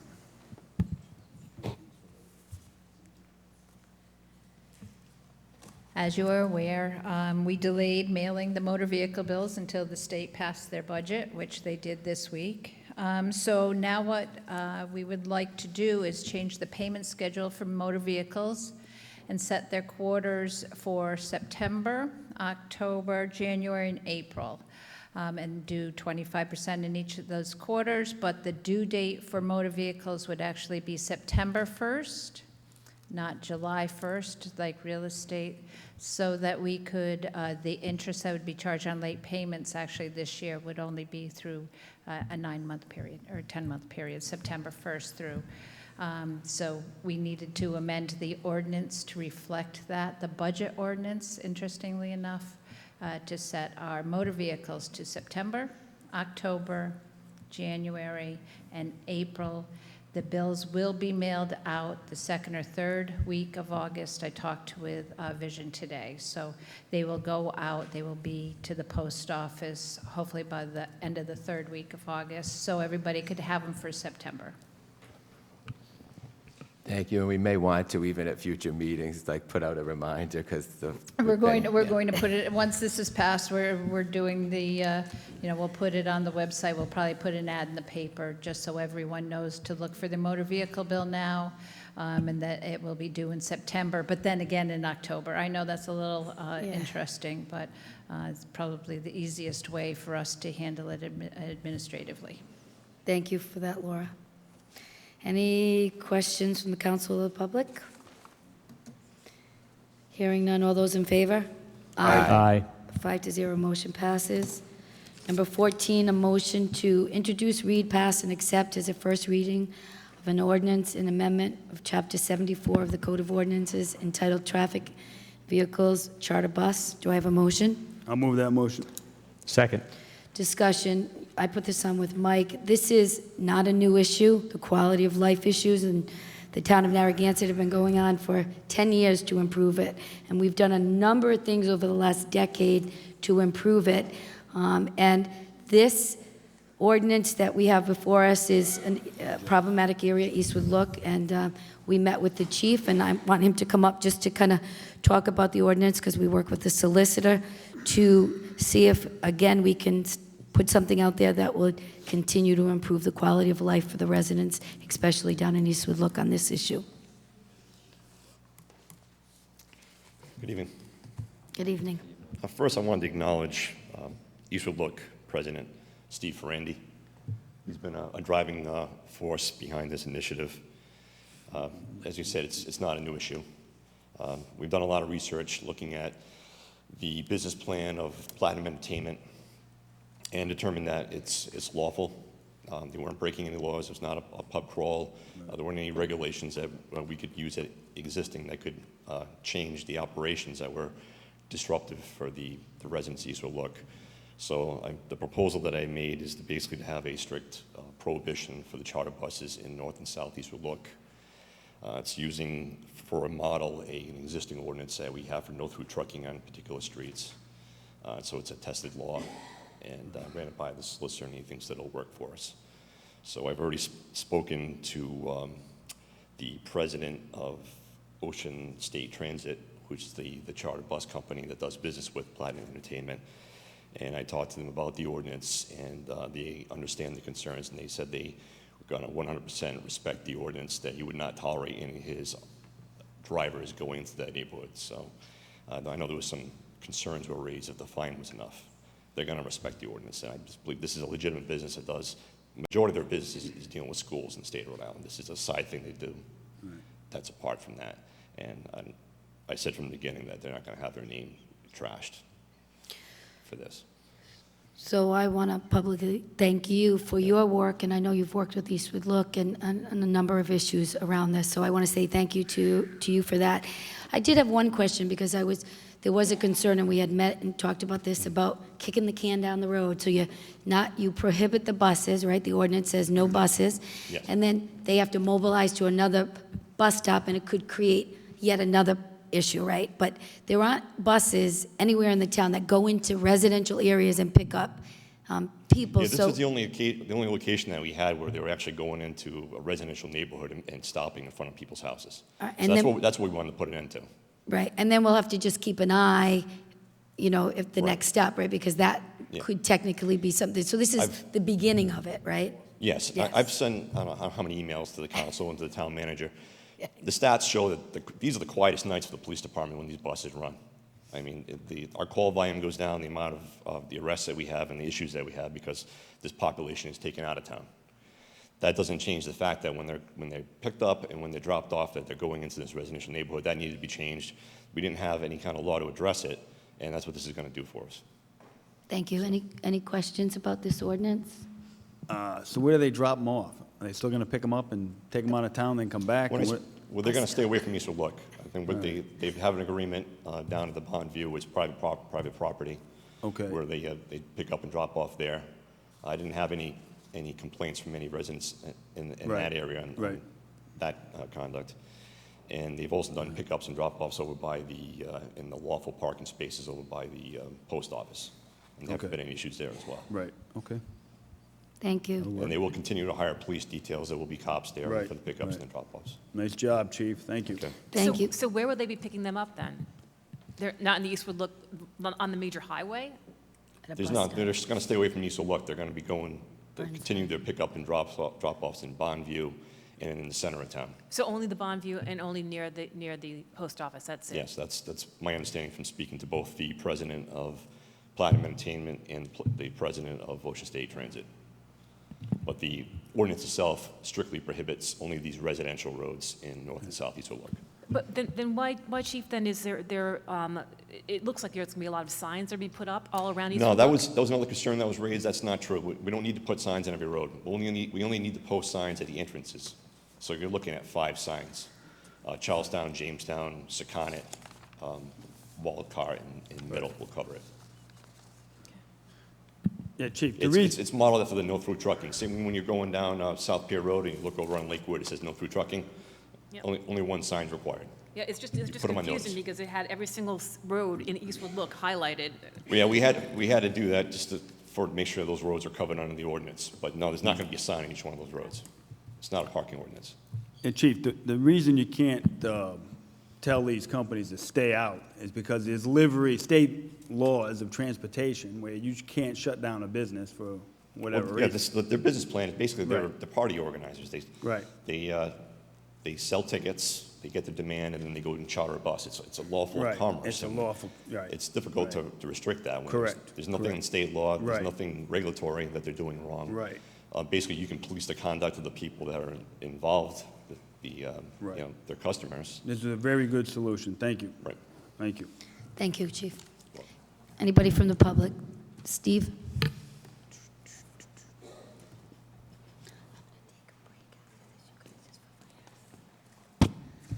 Stephen Ferrandi, 44 Sylvan Road. Thank you, council members. What I'd like to say is I think this is a first volley at this. We've been at it for a long time, and we've always been told what can happen with this whole situation. I mean, the narrative is very simple. This company's coming in, like you've said, we've done the research packet. taking, young adults, or for that matter, anyone, to a drinking establishment mainly, and take them back from 9 to 2 in the morning. So any narrative anywhere in town is really, the goal for the neighborhoods really is to prevent this activity completely, because it just doesn't make sense for the town. So if this in some way, shape, or form accomplishes that, and, kind of what gets them in line a little bit more, maybe it wouldn't be as popular for the people to want to join to go to the buses if they're going to have to move around a little bit. So I don't think it's the end of it, but, I think it's a first volley at this, and I appreciate all the help, and the work that the solicitor and the chief and everybody tried to do on this. And we certainly want to be at the table to give our input, in the future with it. Thank you. Thank you, Steve. Anybody else? Mary? I know, Mary Wojciechowski, Narragansett. I know a lot of the college kids use that Huber or something. Uber. Is that going to count too? That's private, that's a private transport. Yeah. Because, they can load a lot of kids. Yeah, they can do that on their own, yeah. Thank you. Paul?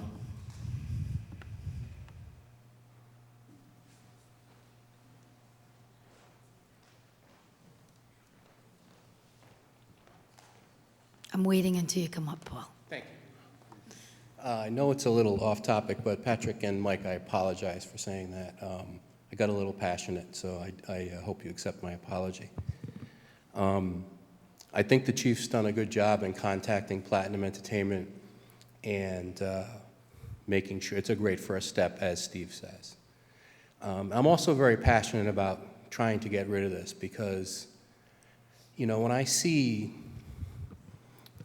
college kids who are my kids' age, and I see a lot of them stumbling through the neighborhood like almost blackout drunk. It's not really the 15 minutes of noise that I'm worried about. It's like their future. Like those kids are the future, and it's concerning, right? And I know everybody thinks that when we were kids we did stupid stuff and got away with it. But as a parent, it's really sort of frightening. And we're the present, right? We're the ones who have to kind of try and watch out for these kids in a way. And so having that culture where it's okay, is really what it's more about. I think the chief did a great job. It's a step in the right direction, and I'm glad the town's getting serious about it. Thank you, Paul. Carol?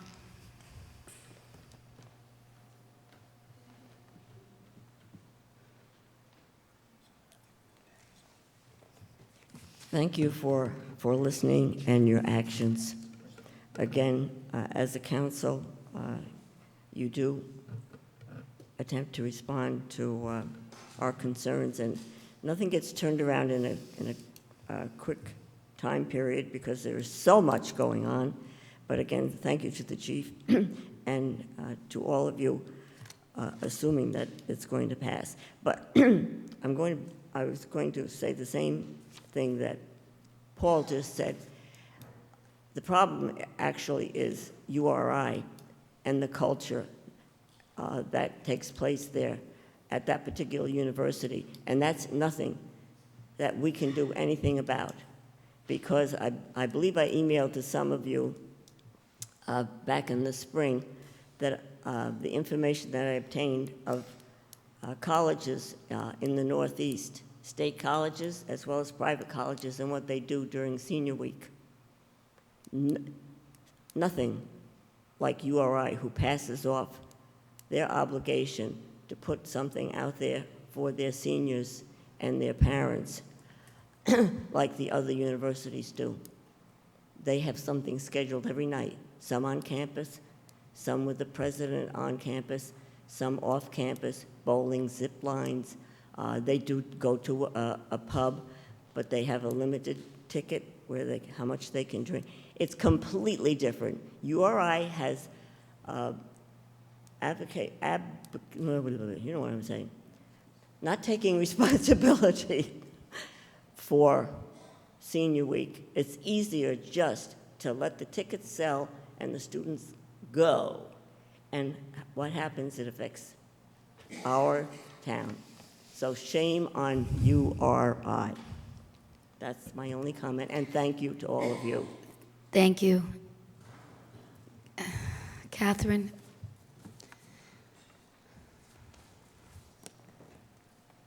Catherine Celebrato, 48 Earls Court, and I really hate to do this to Steve and the people in Eastwood Look, but this is unfair to everyone else in town. These buses should not be allowed to pick up and drop off these kids on any residential street in town. They can contract with a Bonneview, Insull, Palm Plaza, or wherever these other businesses to maybe have a meeting place in those. This will just push these buses to, maybe that Village of Point Judith and other areas. I mean, one could go to Gibson Avenue, believe me, we've got enough students in our area, they could fill up a bus. I just don't think they belong on any residential street at all. And as far as Platinum Entertainment, they only exist to make money. They don't have the students' interests at heart at all, and they'll yes the chief to death. Anything he wants to hear, they'll say, because they made $200,000 in 1 week last year. We really have to move to discourage this type of behavior. But as far as this ordinance is concerned, it's just unfair to everyone else in town. It should be no pickup and drop off on any residential streets. Thank you. All right, last comment, we're going to take a break. Stanley?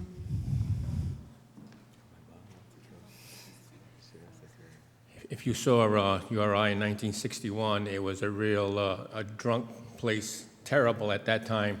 Fraternities, they were hanging out right on Upper College Road, you can see that.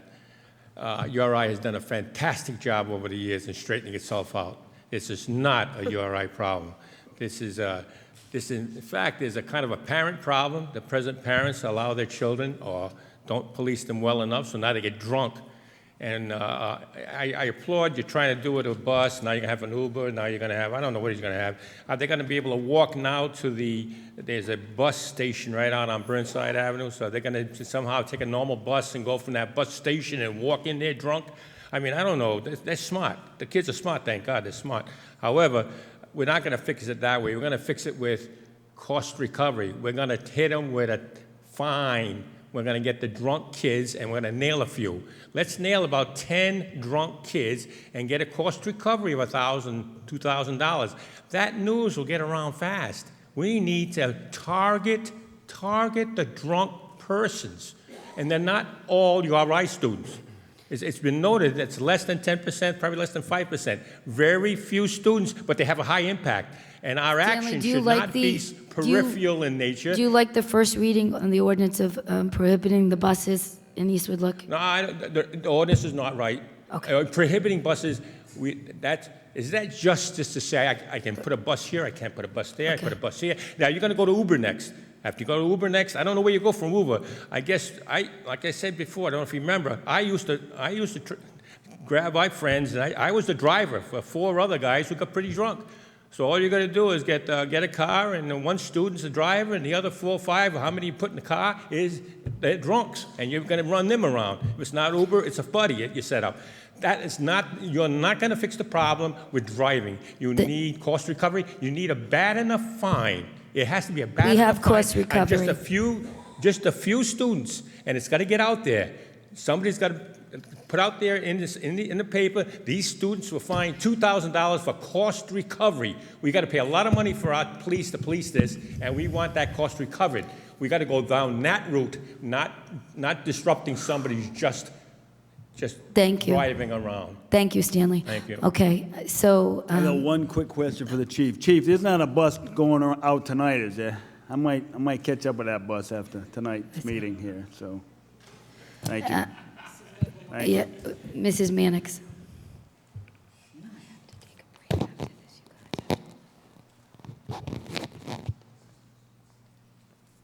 I think... Oh, you have to state your name and address?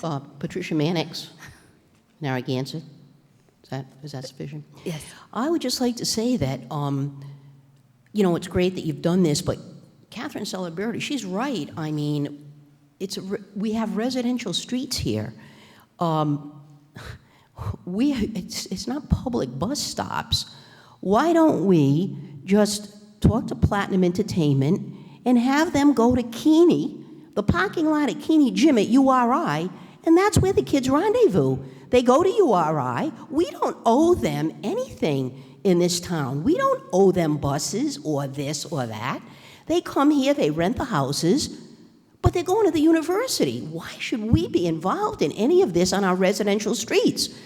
Go to the University of Rhode Island, park at Keeney Gym, do whatever they do, and then that's the end of it. Not in our town. That's all I wanted to say. Thank you, Mrs. Mannix. Chief, was that brought up? Did you talk about that option? No, I'm asking if they spoke about that option. It seems pretty. Yeah, the state road. Yeah, you know what? Do you mind if I take a break, Chief, just because we just need a 5-minute break up here? People are asking for it, and then we'll answer that question. So we're going to take a 5-minute break. Take 5. Smoke them if you got them. Not on town property.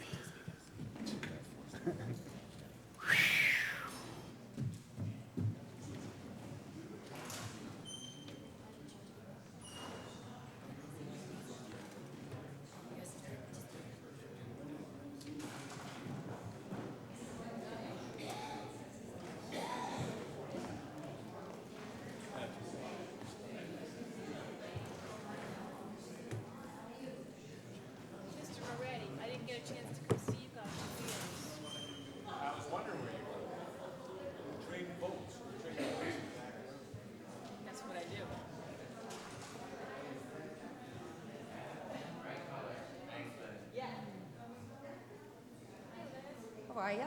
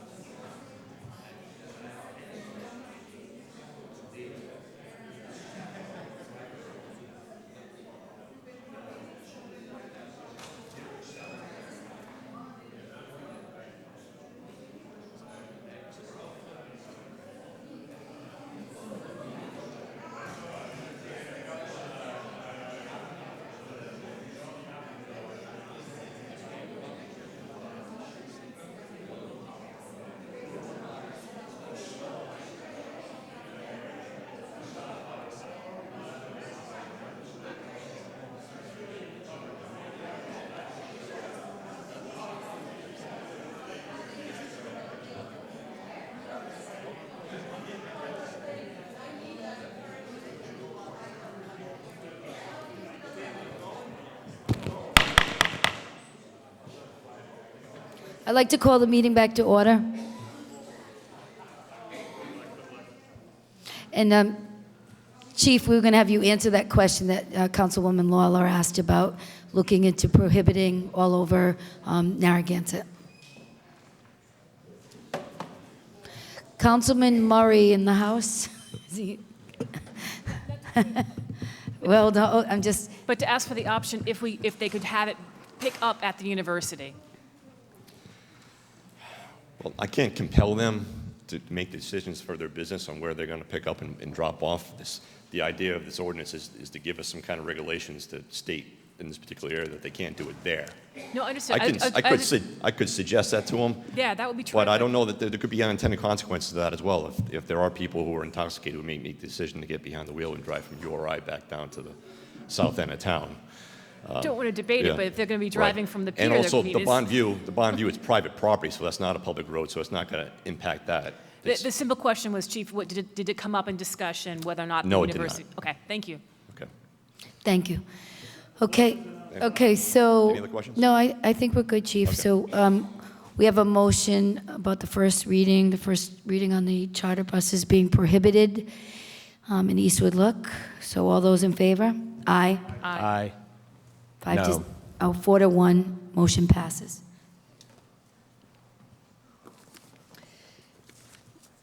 Motion 15, a motion to introduce, read, pass, and accept as a first reading an ordinance and amendment of Chapter 46 of the Code of Ordinances of the Town of Narragansett entitled Miscellaneous Offenses, Smoke and Use of Tobacco Products. Do I have a motion? Move that motion. And I'll second that. This was put on by Mike. Yeah, so this is, in reviewing the ordinances for town-owned property, it was clear to me that the only area of town-owned property that was called out for no smoking, if I was reading it correctly, was certain athletic fields and events and the beach. And I am choosing to, and I'm hoping the town, the council here moves in the same direction, is to pretty much ban smoking from any town-owned property. That's pretty much the simple summary I can come up with. And I'm hoping I don't have to go through statistics of secondhand smoke and outdoor secondhand smoke, but there's lots of statistics out there, and I just believe it's in the public in the public interest to just prohibit smoking on all town-owned property. Thank you. Any discussion from the council? Any discussion from the public? Karen? Can you smoke on the bus? I don't know. Smoke on the bus?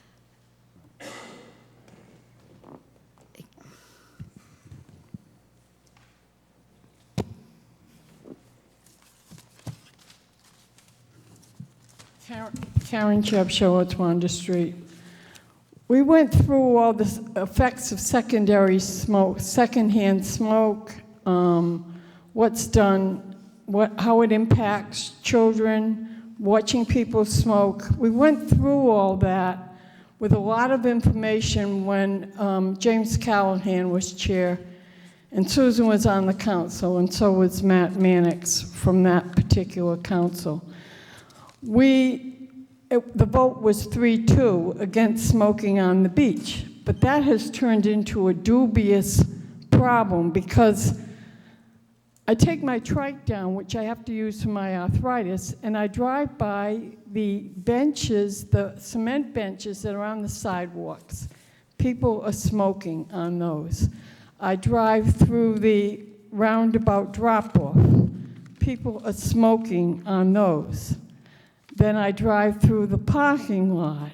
And by the way, they congregate around the end of where that ramp is, where you have to go to get your trike off. Karen, not to interrupt, but Mike's motion is for the town properties. You're talking about some state areas, so No, I'm talking about sidewalks, Susan, in front of the, I thought you were talking about near the wall and the Ocean Road. bench. And it just goes on and on. Is the sidewalk part of the... Karen, I don't want to argue with you, but we're still talking about state. So by the wall, that's a state road, so. But the sidewalk, is that... State, so again, this motion is for the town, but maybe that's the next step. Again, not everything can happen all at once. This motion that he put on is to prohibit smoking in town areas, parks, buildings, things like that. So, good idea for the future, for the state as well. And is vapor smoking included in that? I had a discussion with, This says tobacco. This is tobacco products. I didn't explore. Did you I did not. include- No, I did not. I did not explore the use of. Or I did not explore the use of vaping products. So in the spirit of, just so you understand, this was a first step. The town ordinance was vague, and it was pretty much, in my opinion, out of date for where we are in 2017 for town-owned properties. So if you can imagine, maybe one of us here was a smoker and decided to light up, there was nothing covering that particular person from stopping. excuse me, correction, the Callahan decision at that point was the first step. They had smoking on Okay, the so beach. this is the second The step. second step. So- And I think it really gets me upset when we have to take baby steps and don't just come up with a comprehensive plan and do the research. And Okay, that thank you, just- Karen. The 3 minutes is up.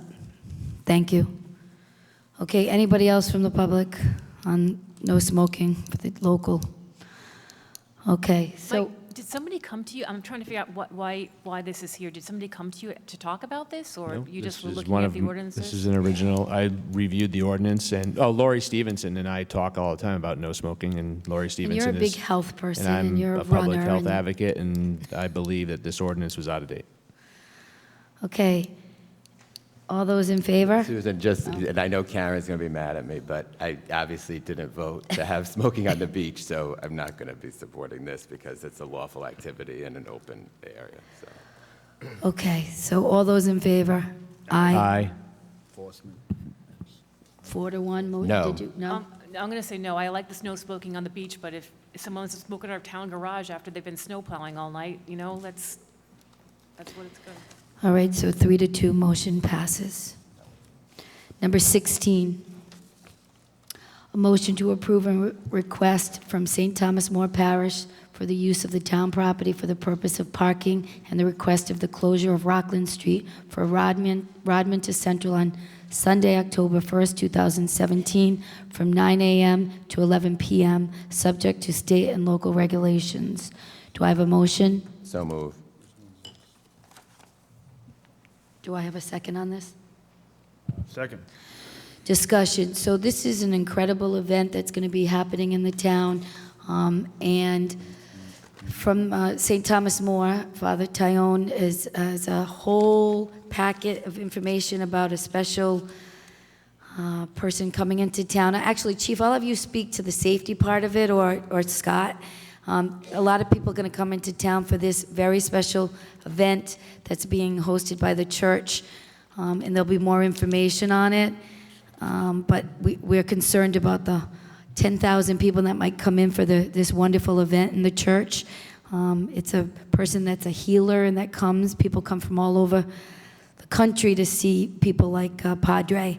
And so one of the concerns, I think, is just the Narragansett can handle the large crowd. It's a wonderful activity, but we just want to make sure there's a plan to mobilize the people through the town during this event in October. So the backup information is there on the Padre, comes from St. Thomas More Parish. And maybe, Scott, you could just talk about a plan that's in place to protect and make sure the residents can get in and out of their homes during this great event. They ain't gonna bust them in, are they? Well, there's a little bit of a transport plan. Let's hear it.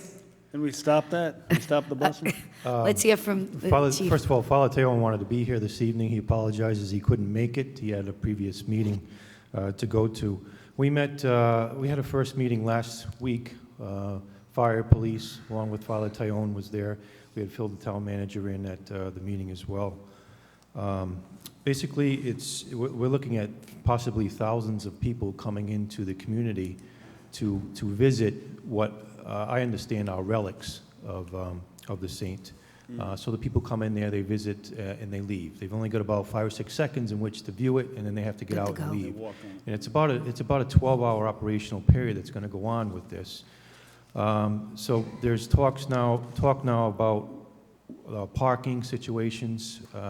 The church is looking to use primary parking spot of the West Beach parking lot, and then transfer over more overflow parking to the North Beach parking lot.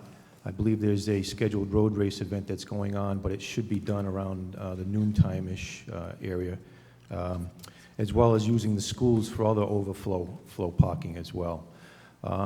The parish is in talks with the trolley service to contract them out to help with the transportation of the people to and from those parking areas. We did have some concerns about public safety issues. Police and fire both pretty confident that with the proper amount of details in place that they could handle the flow of traffic in and out of the area and coordinate that with the parish. They're also looking to institute some first aid tents, as well as have fire, police, EMS people there to help assist with any medical needs and hire special details for those as well. So they're really going out to try and plan for this event, and we're working with them as best we can. We had our first initial planning meeting last week, and we'll continue to have some more as we go along. So will we eventually see some comprehensive plan on how this is all going to work? Yes, Father Tyrone's got to firm up the parking issues. He has to come up with just how many spaces will be available for parking, get back to the police on that. Chief Corrigan was away at the time, but Captain Sutton was there. And then get back with that, and we'll put a plan together and present that. Perfect. Thank you. Chief, I got a question. Exactly, where are the relics going to be? I didn't really look. The relics, there's a lot of security involved with the relics coming into town. There's going to be outdoor viewing areas, tents set up in the lot area of the church. Rockland Street Church. Yes, so it's my understanding that the relics will be outside. Yep. For viewing, Yep. and patrons will come in, view their 5, 6 seconds, touch Yep. the relics if they want, Right. and then move on. So you're going to be parking them down at the beach and then have them walk up and view the relics and walk back? Something like that? The trolley, they're working with the trolley All company right. now Right. to make arrangements to have a drop-off area and pickup Right. area. Yeah, okay, good. Yep. Just in that plan, I know Rockland's going to be closed. Like, will they notify in some way so that those residents will know that they're not going to be able to get in and out of their homes, or those streets are going to be closed off? Yes, we brought that up at the meeting. Messaging is real important, so they plan on putting messaging out to the community through, likely through some flyers, maybe even door-to-door, posting that, as well as using our social media sites. Perfect, thank you. Any other questions? No. Thank you, Chief. All those in favor? Aye. Aye. 5-0, motion passes. 17, a motion to approve the right-of-way maintenance agreement between Elizabeth Gonya and the town of Narragansett. Move that motion. Second. Discussion. This motion comes from Mike. Chico? No questions? Nope. Anybody from the public? All those in favor? Aye. Aye. 5-0, motion passes. 18, a motion to approve the filling of the position of a fleet mechanic due to a retirement. Do I have a motion? I move that motion. I'll second. Discussion. Yeah, Jim, I have a question for you on this. I received, 5, 6, 7, 8 calls today about this, questioning whether or not this was an individual already hired for the position, or if this was opening it up to be able to have the interview process begin. Want your clarification, please. So number 18 is to open up to advertise for this position. There was a little confusion on this, that's why we put it on the agenda. Some of the spots, full-time spots, were filled in the past few weeks, but I just need some clarification tonight. But to specifically answer your question, number 18 is to advertise and open up to hire a fleet mechanic. Any other questions? All those in favor? Aye. Aye. Aye. Aye. 5-0, motion passes. Number 19, a motion to approve the filling of the position of Informational Resource Manager due to a retirement. So moved. Second. Any questions, discussion from the public? Madam President, just, if I could just say very quickly, Mr. Dan Holland was here tonight.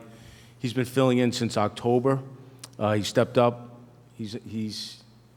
Whenever we call him, he answers. Whenever we have a problem, whether it's a monitor that breaks or a major crash, he's there. He's earned the right for this position, and I respectfully ask that he be promoted to that position as the Director of IT. Excellent. Okay, all those in favor? Aye. Aye. Did everybody? Aye. 5-0, motion passes. Congratulations. Motion 20, a motion to approve the hiring of one probation. Go ahead, help me with that. Probationary. Probationary patrol officer due to a retirement. Do I So have a moved. motion? So moved. A second? Discussion. From the public? All those in favor? Aye. Aye. 5-0, motion passes. A motion to, 21, a motion to amend the policy of the hiring process for full-time employees, including fire and police personnel. Do I have a motion? I'll move that motion. Second? Anybody? Second? I'll second the motion. I put this on for discussion because I know Patrick, was it the last term? Yeah. That's my Any second term. new positions Well, had to my go last through term. the council, and I just wanted to have a discussion. If it's an existing position and it needs to be filled, I'm asking for the manager to have authority as opposed to the council. If it's a new position, I can see where it needs to go before the council. Sometimes we haven't had meetings, they're infrequent in the summer, and I just don't want to hold up the business of the town if we need to fill a position that already exists. And I was hoping we could amend it to only new positions have to come before the council. And so I throw that out for complete discussion, and that is it. I thought it was a good check and balance that was put on last term, so I think, and just even today, we got a little bit of information. Dan Holland is Right. already there, so we learned about the information resource, his manager, the fleet mechanic clarifying that it's not an individual, that we're just opening up the process for advertising. So I think that's important for us, and it's a check and balance, I think, on the whole process. And what if the things change? I mean, technology changes, departments change.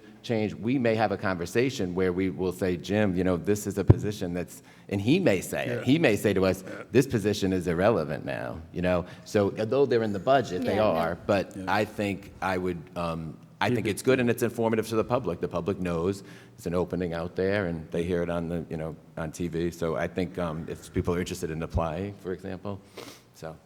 Any other comments? When Patrick put this on his first term, I thought it was a great idea, and I still do. Okay, so all in favor? Aye. Aye. Aye.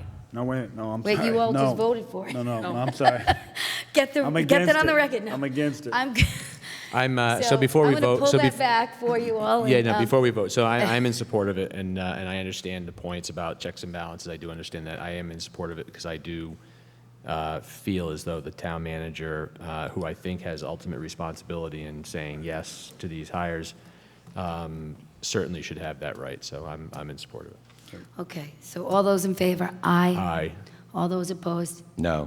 No. Motion fails 3-2. Number 22, a motion to approve the annual contract for technological support for the police department's computer software system and Trike software systems in the amount of $16,938.75. Do I have a motion? I'll move the motion, yep. Second? Any discussion? From the public? All those in favor? Aye. 5-0, motion passes. Number 23, a motion to approve the purchase of Microsoft Office 2016 licenses from Dell LLC in the amount of $24,000. Do I have a motion? So moved. A second? Second. Any discussion? All those in favor? Aye. Aye. 5-0, motion passes. Motion 24, a motion to approve the security system upgrade project in Galaxy Integrated Technologies, Inc., in the amount of $39,259.71. Motion? So move. Second? Second. Discussion. Discussion from the public. All those in favor? Aye. Aye. Oh, did you say nay? Nope. Aye. Aye. 5-0, motion passes. Thank you. 25, a motion to approve change order number 2 on the Blakely Prada Chapman, Inc. for the Scarborough WWTF flooding proofing project in the amount of $51,178.40. Do I have a motion? So move. Second. Discussion. Just a comment, I know this is important, very important, it's just, Jeff, we see it on a lot, at some point. We know we need to do it, but we want to make sure that we're, just watching it closely. But I know we are, but I just want to put that on. The dollar amounts seem to add up. So, You got a lot of grant money on that one, though, down there. Okay, all those in favor? Aye. Aye. 5-0, motion passes. Number 26, a motion to direct the Land Conservatory Trust to update the Middlebridge Management Plan to include recommendations to the Town Council by December 21st. Do I have a motion? I move that motion. Do I have a second? Second. Discussion. This motion was put on by me.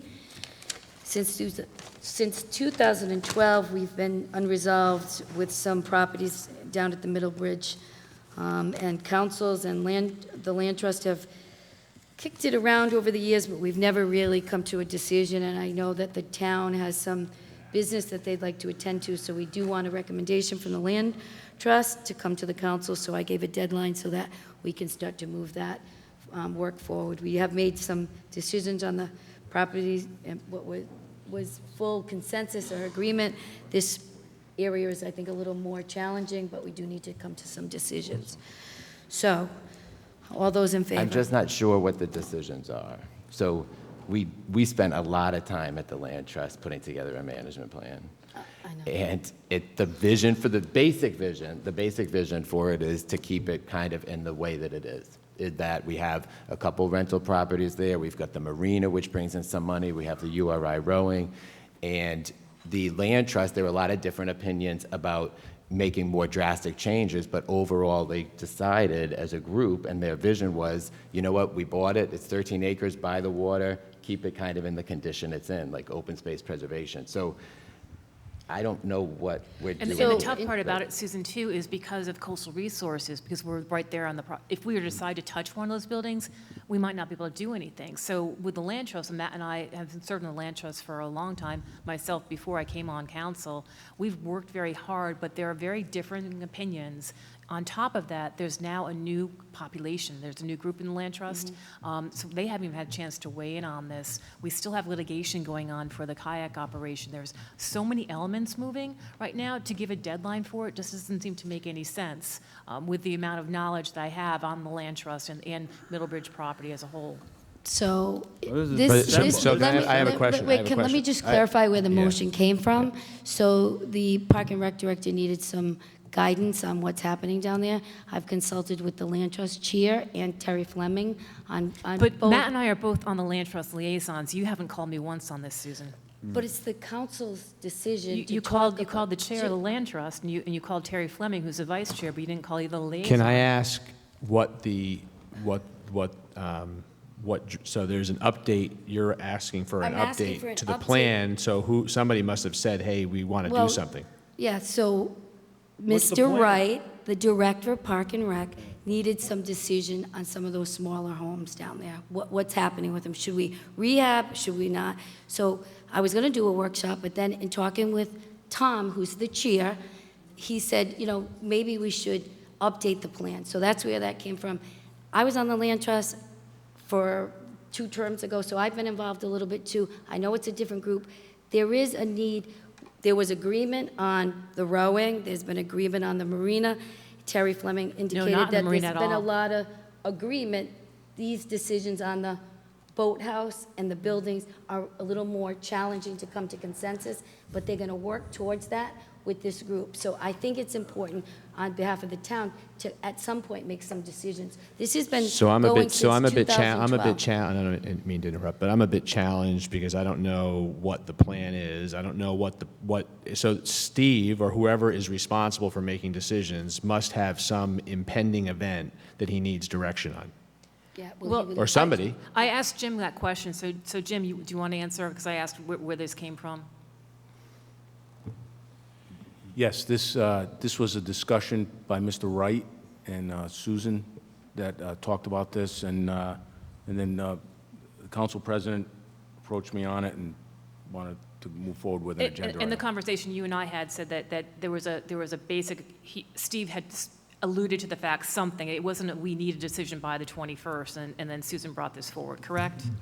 He didn't. I mean, Steve's he not didn't give looking me a for a specific specific date. direction. No, he Right. did not. But he is anxious to. He Of said course this he is for is. the past 3 or 4 years. He says, "I need Steve is direction." top-notch at what he does, of Yeah, course. so he's very anxious about moving forward with this. Yes. But moving forward on what, I mean, this is the thing, made a decision as a land trust. We approved the plan, and yes, we did. We approved, yes, we. Oh, we received it. I We mean. received it and Right. placed it It on needs to be file. updated. Correct. It Yeah. wasn't But approved because so it wasn't quite Then we done. should put the plan on for, I mean, Well, to it's me. for update, that's what it is. I think what really. Director Wright was looking for was, do we want to renovate these buildings? Do we want to move to tear them down? Do we want? He just needs more direction. He said they're pretty run down right now, and they're becoming a safety. Let's take a vote. I vote we renovate. All right, so we have to look at the motion, and we have to have a little discussion before we vote. You said your piece. Well, no, the motion is to update this management plan plan. that I don't know, where is this plan? Is it public record somewhere? Yeah, Well, I it's think it totally. boils Oh, no, I'm down just to- asking. I just want to know I where. think the council members should look at it, read the plan, and then maybe continue this. That would be the appropriate. Well- And if we think it's a problem, and maybe even talk to Steve Wright offline. I mean, that's what I'm gonna do, Right. regardless if it passes or not. I think mean, it basically I'm gonna go talk to him. boils down to those buildings. Do we repair them or not repair them? I think that's what the issue is. So let's get down to cases. So the motion is, should we update the Should we management repair them or plan? not repair them? Let's take a vote on the motion to update the Middlebridge management plan and bring it back to the council with some recommendations. All those in favor? Aye. Aye. Why not? All those opposed? No. 3-2, motion passes. You up for updating those buildings? 27, a motion to appoint an individual to the Juvenile Hearing Board to fill an unexpired 3-year term at the end of November 1st, 2017. We have one applicant. I'll Move make to that motion. Appoint, oh, No, okay. go ahead. Move to appoint Brother James Martino. And he's from Ocean Tides, and he's worked there for a few years, right? Excellent. Any other nominations? Is He's there a the only second? one. I'll second that. All those in favor? Aye. Aye. 5-0, motion passes. 28, a motion, we probably have to make a vote to continue the meeting for 15 minutes. Can I have a motion? So move. Second. All those in favor? Aye. Aye. Aye, 5-0, motion passes. 28, a motion to appoint an individual to the Towers Committee as Friends of the Towers representative for a 2-year term to expire August 1st, 2019. I'll move that motion. Second. To reappoint, is it Jim Oh. Durkin? Dirk, Yeah. get rid So I'm of sorry, yeah. The motion Do I is have to a- appoint Jim Durkin. Do we have a second? it. Second. All those in favor? Aye. 5-0, motion passes. Number 29, a motion to appoint a Narragansett resident as a veteran representative to serve as a liaison between the Narragansett South Kingston Senior Advisory and Veteran Director Kizim Yan to coordinate services for our senior veterans for a 1-year term. And we have one applicant, and that is William Babcock, and he is a senior and a vet. And we need an appointment, a nomination for him for 1 year. I move that appointment. Second. All those in favor? Aye. Aye. 5-0, motion passes. And we have a motion to retire to executive session. Still doing that? Yes, at the end of this meeting, for the town council, in accordance with Rhode Island General Laws 4246-4 and 4246-5, to discuss the acquisition or lease of real property for the public purpose as in accordance with 4246-5, A5, and to discuss collective bargaining regarding Rhode Island Labor District Union Public Service Employees Local 1033 as in accordance with 42465, and appoint J. Patrick O'Neill as clerk pro tem. I need a roll call. Mike Moretti, aye. Patrick Murray, aye. I want to say something, actually, before I vote on this. We're going to the executive session regarding the library, okay? Public, and under the Rhode Island general laws, under the Open Meetings Act, we can go in because it's lease or purchase of private property for public purpose. We don't have to go in executive session, and at this point, I think the public needs to know the benefits and the drawbacks of this particular plan for going into the Belmont property. I don't think it's in the public interest for it to be an executive session anymore. Similarly, when I first got on the council, I thought, what people may remember, I voted to not go in executive session on interviews for the town manager. At that time, I didn't think it was in the best interest of the public. So there are a lot of financial problems with the deal that's being put together, so I will not be voting to go into executive session. Thank you, Matt. Jill? I'm also not going to vote for it, but for a little bit of a different reason. I don't believe that we should have an advocate for the library in attendance. The fact that I was not asked, and I received an email from the town council president that Lori Kelly would be at the executive session. I just don't think it's appropriate because obviously she's an advocate for it. I'd like to be able to have a chance to speak with my colleagues privately and under a closed, we know that all executive session meetings are closed. I don't know that that actually applies to someone who's a resident of the town. And I think that Matt is correct. This needs to get out. The town needs to understand what's going on.